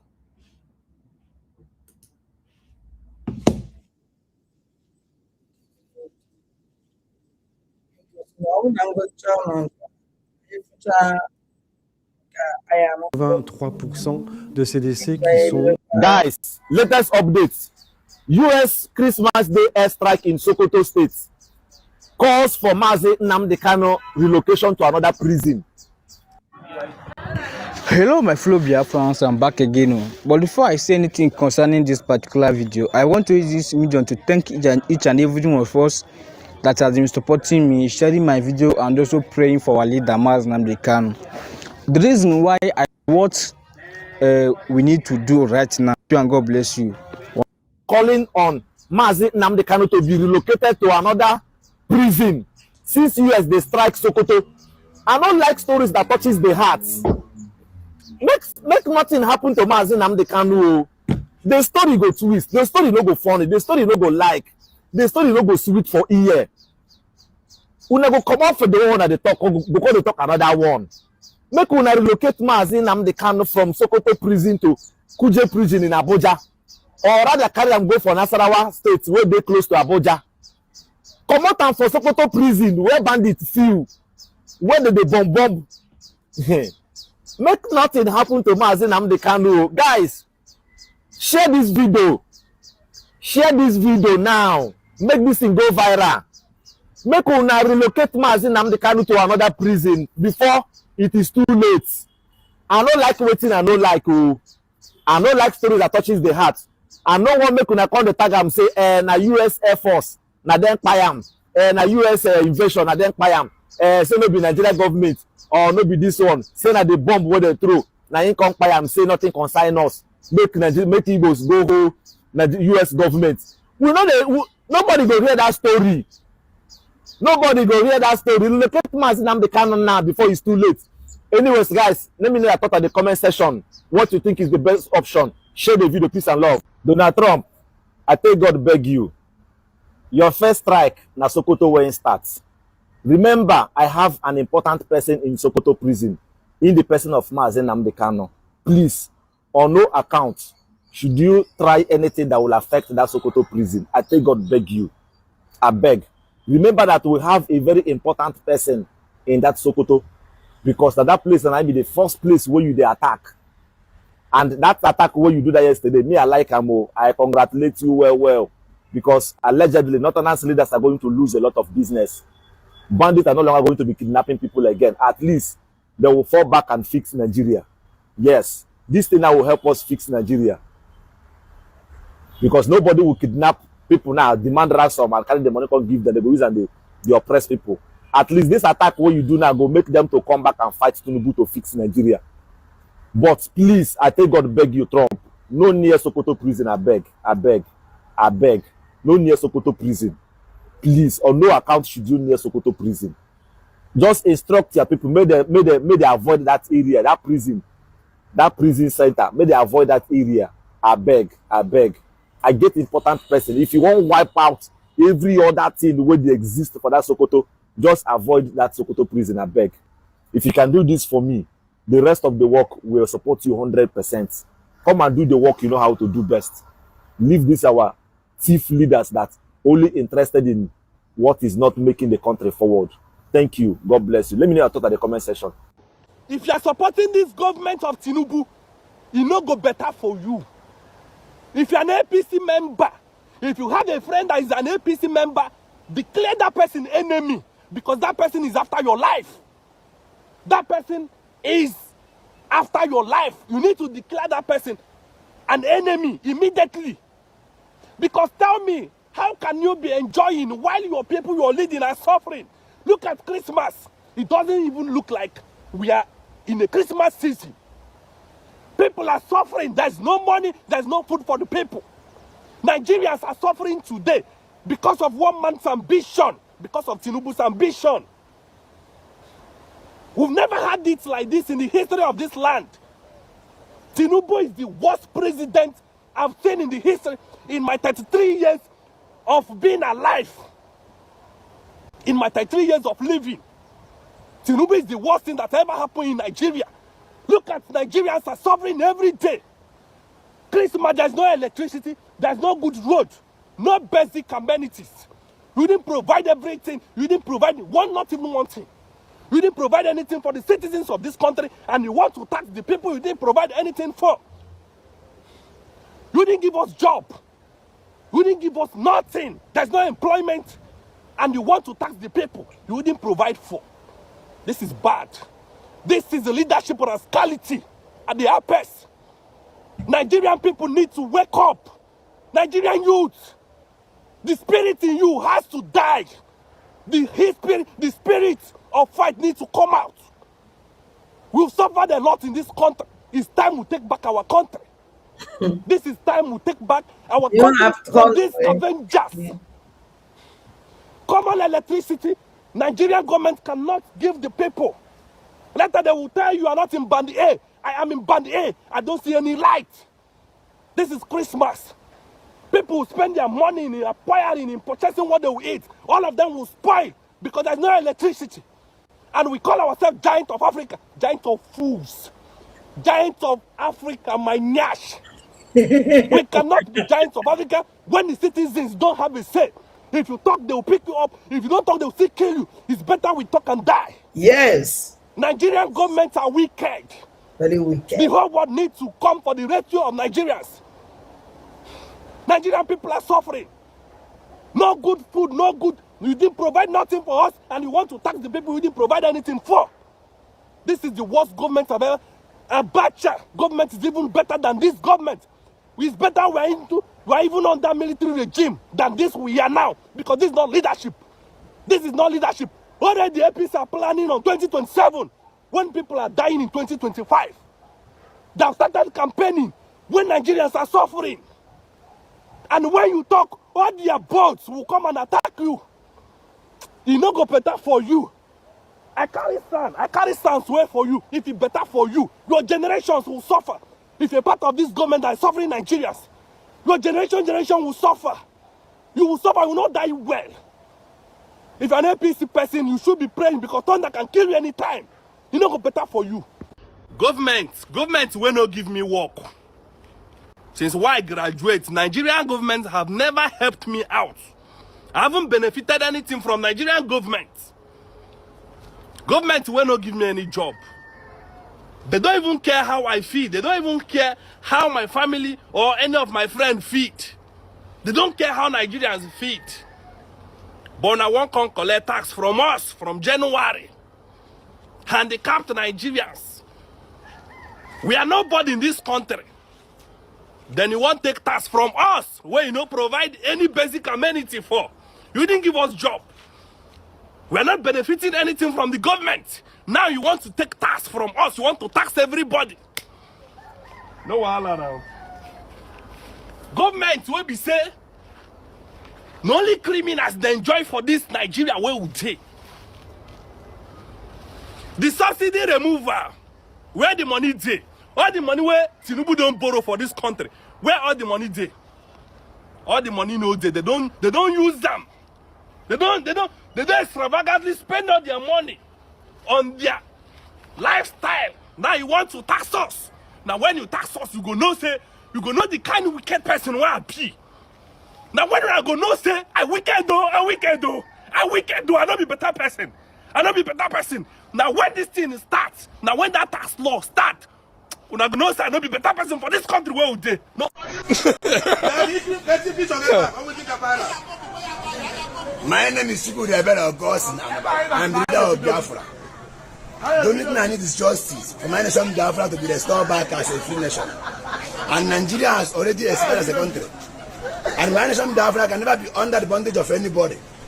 My nation Biafra can never ever be at the bondage of any country or of any nation. Let my nation Biafra go as a free nation. The only thing I need is justice, is what I need. Conduct a peaceful referendum, let my nation Biafra be free. And Nigerian government should stop taking the resources that belong to my nation Biafra illegally. Because Nigeria has already expired. Stop taking the resources that belong to my nation Biafra illegally. And I need justice. And all the resources that they are taking from my nation Biafra illegally, they are going to pay for it. We are not going to go scot-free. Justice is what I need. And I'm calling on United Nations, Israel government, American government to please interfere by bringing justice for my nation Biafra to be restored back as a free nation. And the Nigerian government will never ever go unpunished. When I restore my nation Biafra back as a free nation, they will never ever go unpunished. Because they are going to pay for all the resources they took from my nation Biafra illegally. Because Nigeria has already expired as a country. And the United Nations should please interfere in the issue of restoring back my nation Biafra back as a free nation. Only thing I need is justice. And justice I must get.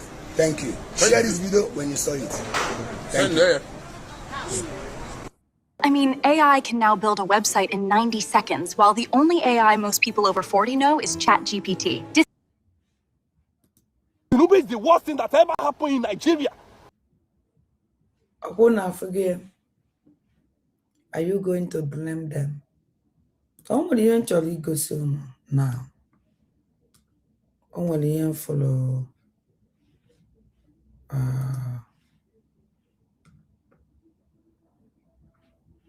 Onye wepụtara destin Chukwu ka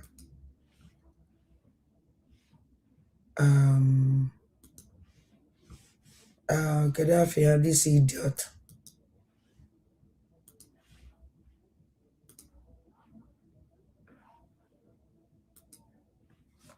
neno ama m na unu chetara Kunu wo branch ya ba wi kele nya kala emenge unu chetara ndị a.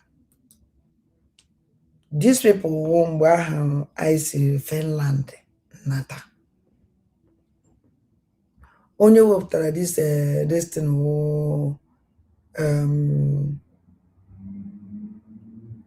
a slave na Nnewi. Onye wepụtara destin. Nyanwa madizi na ojije wepụta ya. And the wali join the most highest criminal woman in this world. When we come back from Finland, ka ngozo la beze nyere ndị ego ka ha gawa n'ime ọhịa je sụchawa ọhịa n'ọwa n'ime ọhịa. These people nwoke egbughị bụ onye nke ọzọ no na-abaghara nọ n'ọhịa egburu all of them egbu. Gena ntị ka ọ nọ n'ụlọ. Onye wepụtara ihe awụ slave na Nnewi. Which Ogu Biafra can on? Get in a bela se. Come on, get in a kill him anymore. When you're done, man, any way be me witness. You quest a more ample. Any way be me witness. Any more years, Zoe. Let me kidnapper. Rapper Biafra, Zoe, let me kidnapper. No rape, mother. I say, in any more. Come quite a no get on now. Come go here. Like half Sunday. Get with the Yaba.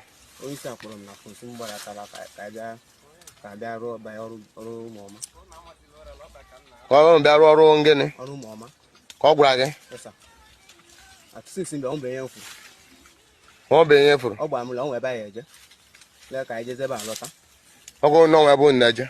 Not going to about Lotta. Mamma, this and the power. As soon as I shall live there, well, I yell and depend up with Rafa, the 2 I shall live. As I'm the Cogo. No. Getting Gaffa. Chilla, madam. Get with the Gaba. Oh, guy, through this my guy. I know this guy side there. I'm on your boo, I'm not coming before Ibia. So I've been asking them the morning I did. So on 25 December 25, I believe. Onye wopụtara this slave na Nnewi, onye wopụtara ya ụta ga this criminal. Ki were mana na ndị amụ nwefa. These people know themselves. Because that time if I made age in this thing we go make program. And when you display people, these boys will make program. Egos the more many things here. Now, slave na Nnewi. Weje woputia wale tagia ya this woman na negent So I better more on that since the 26. I'm buying the sale on the Branketa. When you put it, and you Langang. So, in the up you can say Pasa, you got led by your Simba. I'm not about that, something like that. So, my boy and woman was okay. I do. So I said, the only prayer Kalaya there. Now, what my guys see, don't have to go transport. More Galaba because my friends are more this place. So, I need to say like Ababa Madondo. I need to put it. So, you down. I'm going to get you.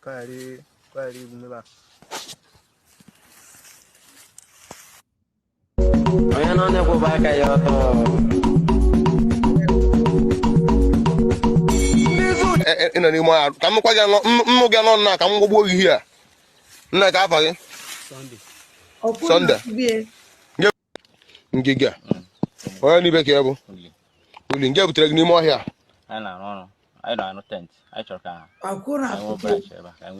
otu a ka esi wikele enye aka eme nge wicha ọgụ Biafra ka na anụ una que que la verdad se no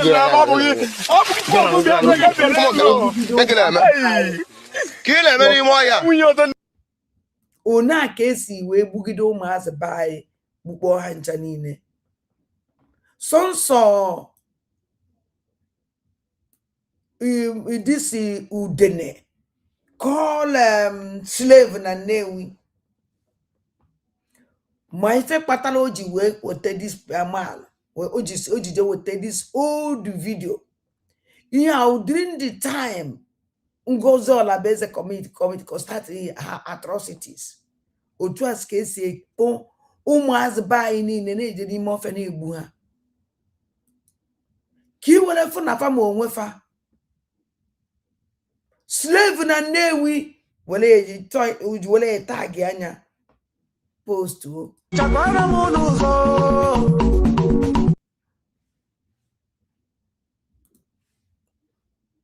otu a ka o si je wetie tag anya were picture ya join anya sonsi ya nwa ma ihe o bu n'obi and the reason why nji we wefta this thing that time ife amele eji me we mee program you see fancha niile ma onwe fa mana ka fa si eje mana ka fa si ana and ya nwa nwanya nwa iwepụta ya wepụta this criminal we tag the picture wele message oje we send this idiot ụmụnne m chieje onwere onye nwere okwu ọwụ na onwe onye nwere okwu mee ka any sure no like this program biko like and share and biko that is very very important when ekene ụmụnne m ndị na-share my program afro maka ụlọ n'ụmụ ajani jisi n'ike ndị nọ na YouTube na-eshi anya Chimgozie ndị nọ na Facebook na-eshi akwụ ya Chimgozie because without ụnụ nwa mmemme ihe a na m n'ọkwa n'ụnụ nwa ndị mekarịchara nụ ya ka nji ekene ụnụ ekene dị pụrụ iche na-asị Chimgoziele m ụnụ niile ụmụnne m ọlụ a onye ọwụna nwere nke ya enwere m nke m ịlụ ị nwere nke gị ịlụ ọwụ na nlụọ nke m ịlụọ nke gị ọ ya na ihe niile na-aga ọfụma asị nka Chukwu m gọziere m ọnụ chekwala m ọnụ ụmụnne m hello nna Ada na mgbede ọma mgbede ọma ọ gịnịzi hello emechago program mgbe anọ m emezi mgbanyụ ngwa kwuwe okay biko ana m ekele unu Ada good evening eleke ma ọkpọ ntụ n'ụlọ agụ na adị m mma ụmụaja na-ekene m ọnụ onye chiri ya zere biko ọkwụ na-afụ na ihe anyị na-ekwu always a na-ekwu ihe ya dịka asị na emere anya kpụrụ ụgwọ ma enwere onye ji aha ya na-ekwu ama m ka anyị ga-esi nwee 100 branch of ndị na-achọ ọgụ nwere onwe na-achọ Biafra onwe nke nwere isi onye ke na ebe a na-aza USB onye ke nọ n'ibe na-aza Aten ihe na-aza Bridge Aten Prime Minister ndị ke na-aza CRC and every Saturday mgbakọ ihe na-ekwe onye ego na-agba onye ego ewetara penny ewetara afọ enweghị onye ma ihe ha ji that money eme ihe nke a pụtara every time ya bịa na-epost right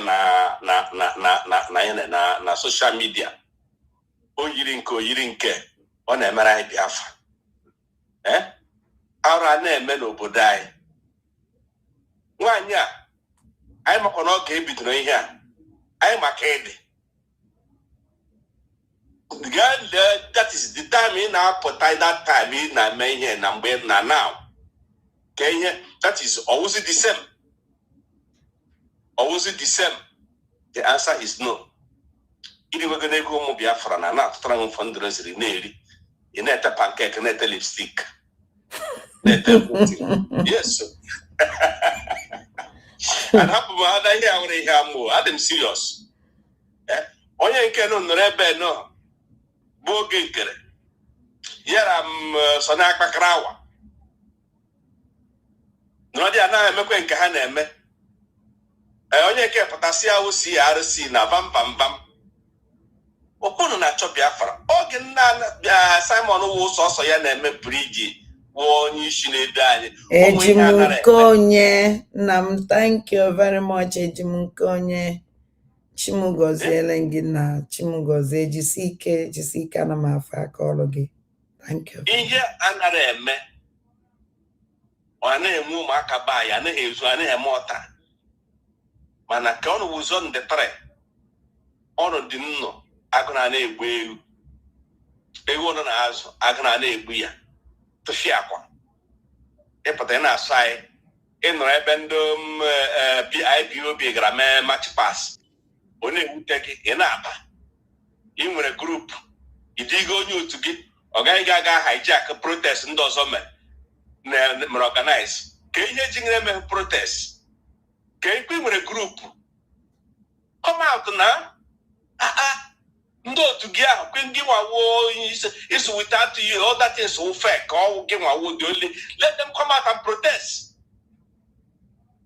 ha pụta bịa eme protest mba onye pụọ mee protest sị nwa gị wụọ agada gbachiri ụzọ without you efe nwede gị ozu tosiri ụzọ onwe nwere ike ịgafe na-emere anyị Biafra onye nwụchu then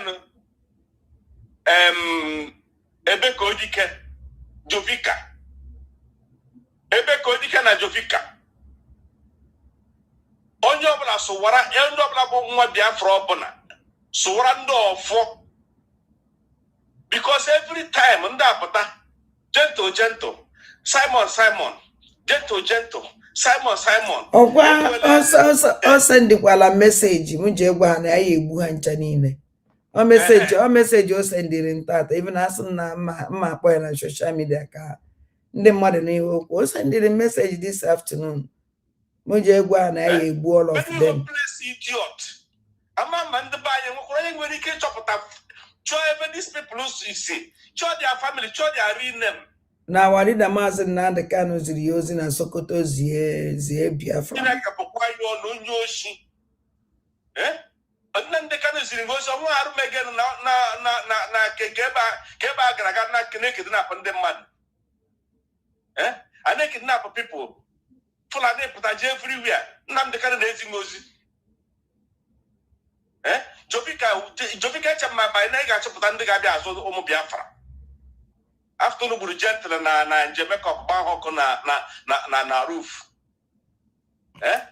mena ihe na-eme na biko na ana m ajụ ụmụ Igbo ana m ajụ unu onweziri onye na-ekwu okwu nobody is coming out to enwede onye na-apụtazi ekwu ọkwọnfere ihe na-eme kidnapping 14 stars bus ekwe ihe na-ekpoko ndị mmadụ n'Imo steeti kwa n'Imo steeti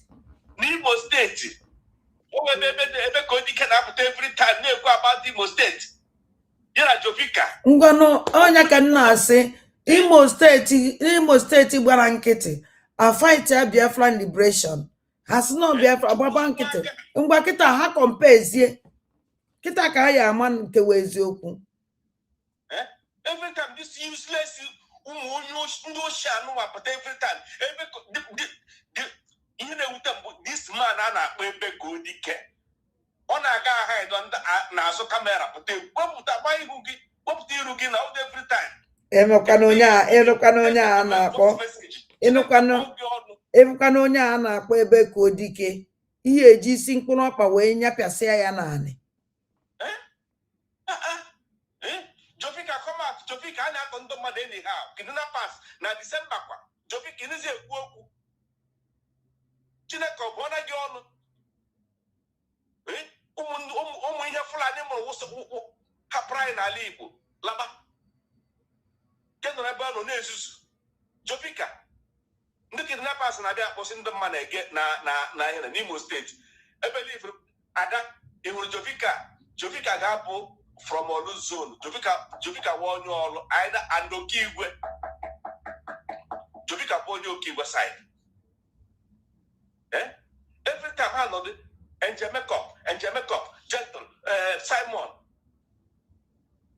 ngwa ọ na-egbuole Simon ọ na-anwụra Simon tupu ọ na-agbala mbọ jide ya Njemekop na Gentle agba ha ọkụ na roof emerụzi onye fọrọ ha ara na-eme ọwụzi Simon na-eme nke a na-emenụ ọwụzi Njemekop na-eme ọha gara mee this kidnapping ọkwọdụsị everything na-eme na ọwụ ha nwa and that shameless ebe ka ọ dịka wepụtakwuo na again arụ a na-eme n'ala Igbo o wepụtakwuo na again ị na-egbuchicha ha ncha onye nna ada ihe afụọ m and these people I'm telling you onwezi onye Igbo na-ekwu Jere mechiri ine ka mkpọrọ nọ meseji o sendiri m na muje gwa na ya abịa ebe a mgbuchasị all of them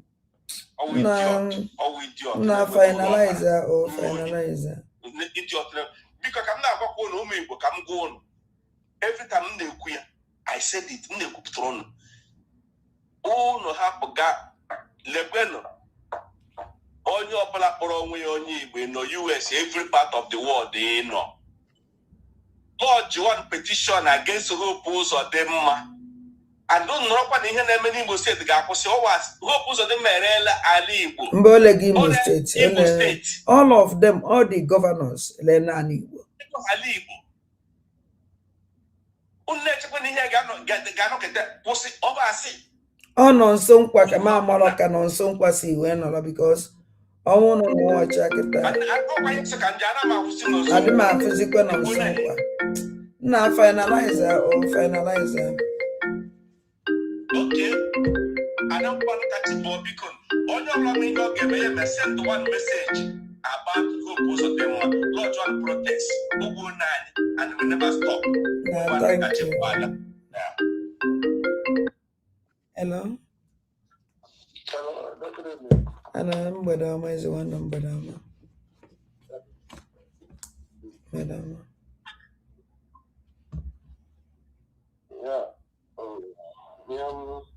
Chọrọ ikwu this ọkwa kemgbe Ebuka Obi budatara ụka ya na Ngọkpa notice na kemgbe ahụ ka arụrụ na mbidoro na data eri kemgbe ahụ ma ọ batara na Ngọkpa ihe egbugburu maka ala ahụ Ebuka Obi bịara hijack ya na Ngọkpa dị nnukwu ebu ndị obodo amụchakwa ụmụọgụ ebe ahụ ha na ndị obodo amụchakwa ụmụọgụ ebe ahụ before this Fulani herdsmen and even ala buru ibu ala ha wụrụ obere ala ya mgbe nwa obere ana obere ala ka daga anyị Hope Uzodimma nyere ya that place and that place now put me na-ejegharịa n'ime ịkpa ebe ahụ Ebuka Obi dominatri ala ndị mmadụ ebe ahụ na Fulani bi ebe ahụ ha ga-enwerịrị ha hide out ya ka ha ji emenu kidnap that place Yes. Why can't you not attack? Because he watch attacking.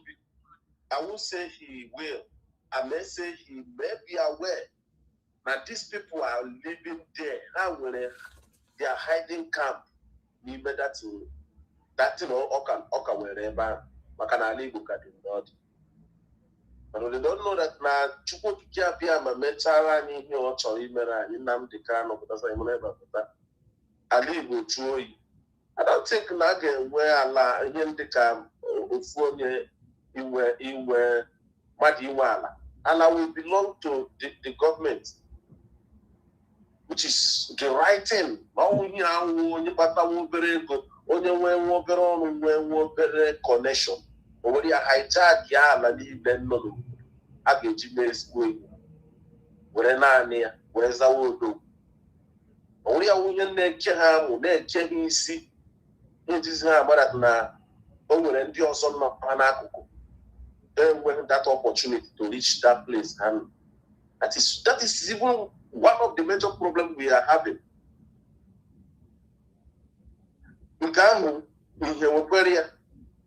Another one with this India Boki, one of our sister neighbor when I'm one was the planning. Or so even Yana, but I'm the Awusa. Oh, Nana, one of the Awusa. Anybody can hold the Awusa was it. Oh, Anna, one the Awusa, one Fulani.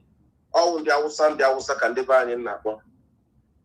And the Fulani was Anna Bao Kadana. Oh, my. Oh, one of my friends in Nako one last time, they got Napa. No, in the Fulani Naba or Kadanaba. And I got Bokata later hour. Who's in the soldier and the soldier Chukwu everywhere. About Abia State, Akaka Ugoporia North to Roy. Onya Kem Kahanso and the Madi here. Our Jews of Carlo, Mania Datin. And even the current governor, about this Kenya Boriabo, that man is said, Anthony Wolf.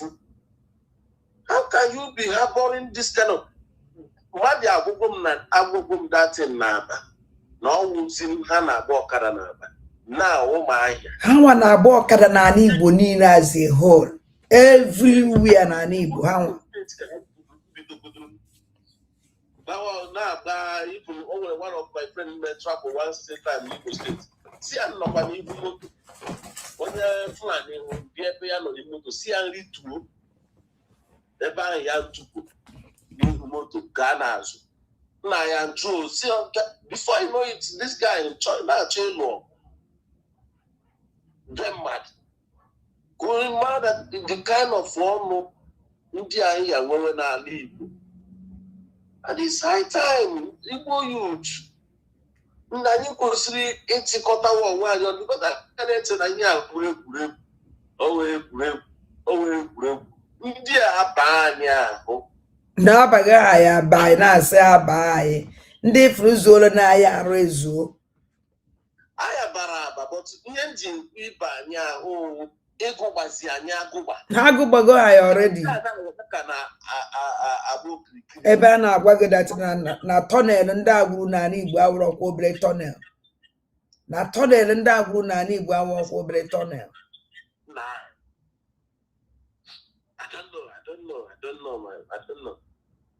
No. This our brother said that they are not going back. And so the US cannot just drop. I just drop that first attack and go back. Yeah, we just to know what they are willing and what will next happen. They will still come. Ndị Igbo nnukwu Awụsa nọ ebe otego nnọ ha ma dịka Oluchukwu otego na-agwa fafa na tawa otego nna m thank you very much Echeka so I don't know and this is our brother na support Nnamdi Kanu this Yoruba guy na support Nnamdi Kanu Ogumana criticize this attack Trump. Oh, question only? Yes. Man, you criticize me because actually I'm president of Nigeria. So, man, Bomba has everything. Now,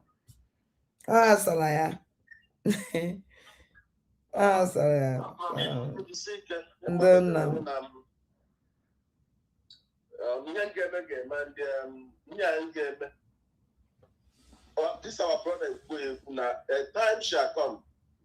Ali Bogawo very distant to the Europe. And the more about that now, over 2 years ago, more metropolitan. Try on now. I who got in Yoruba in future. Yoruba everybody their identity. Yoruba don't know what these people don't know what they are doing. They said we go out to their identity. Even the earth itself, they are against them. But they never understand what is coming. No. I wish them well anyway. Yes, because the problem of the black race won't there. Yeah. As Nigeria wounding water, right from time, right from Chukwu to this our Hamatike Namdekan. Kemesia Yeka Obarunu Bara Udininde. Mundia were now appear to black race because ya won Nigeria, Nigeria what them other African countries will be okay. And the problem African nations are having today is because of the downfall of the zoo. The many other African countries affect. And I go again, but whatever happens to them is for them. No, thank you. Chimugoze. Kachifa is one name. Kachifa. Omajan. Kachifa no coordination. Bye bye no. Oh, bye bye no. La doleda. Chukwu Ngozi Ramon Nina Magic Maji. Ogonogondo na risike. Aka na yo n'isi unu. Isu majani nile. Ise Kachifa.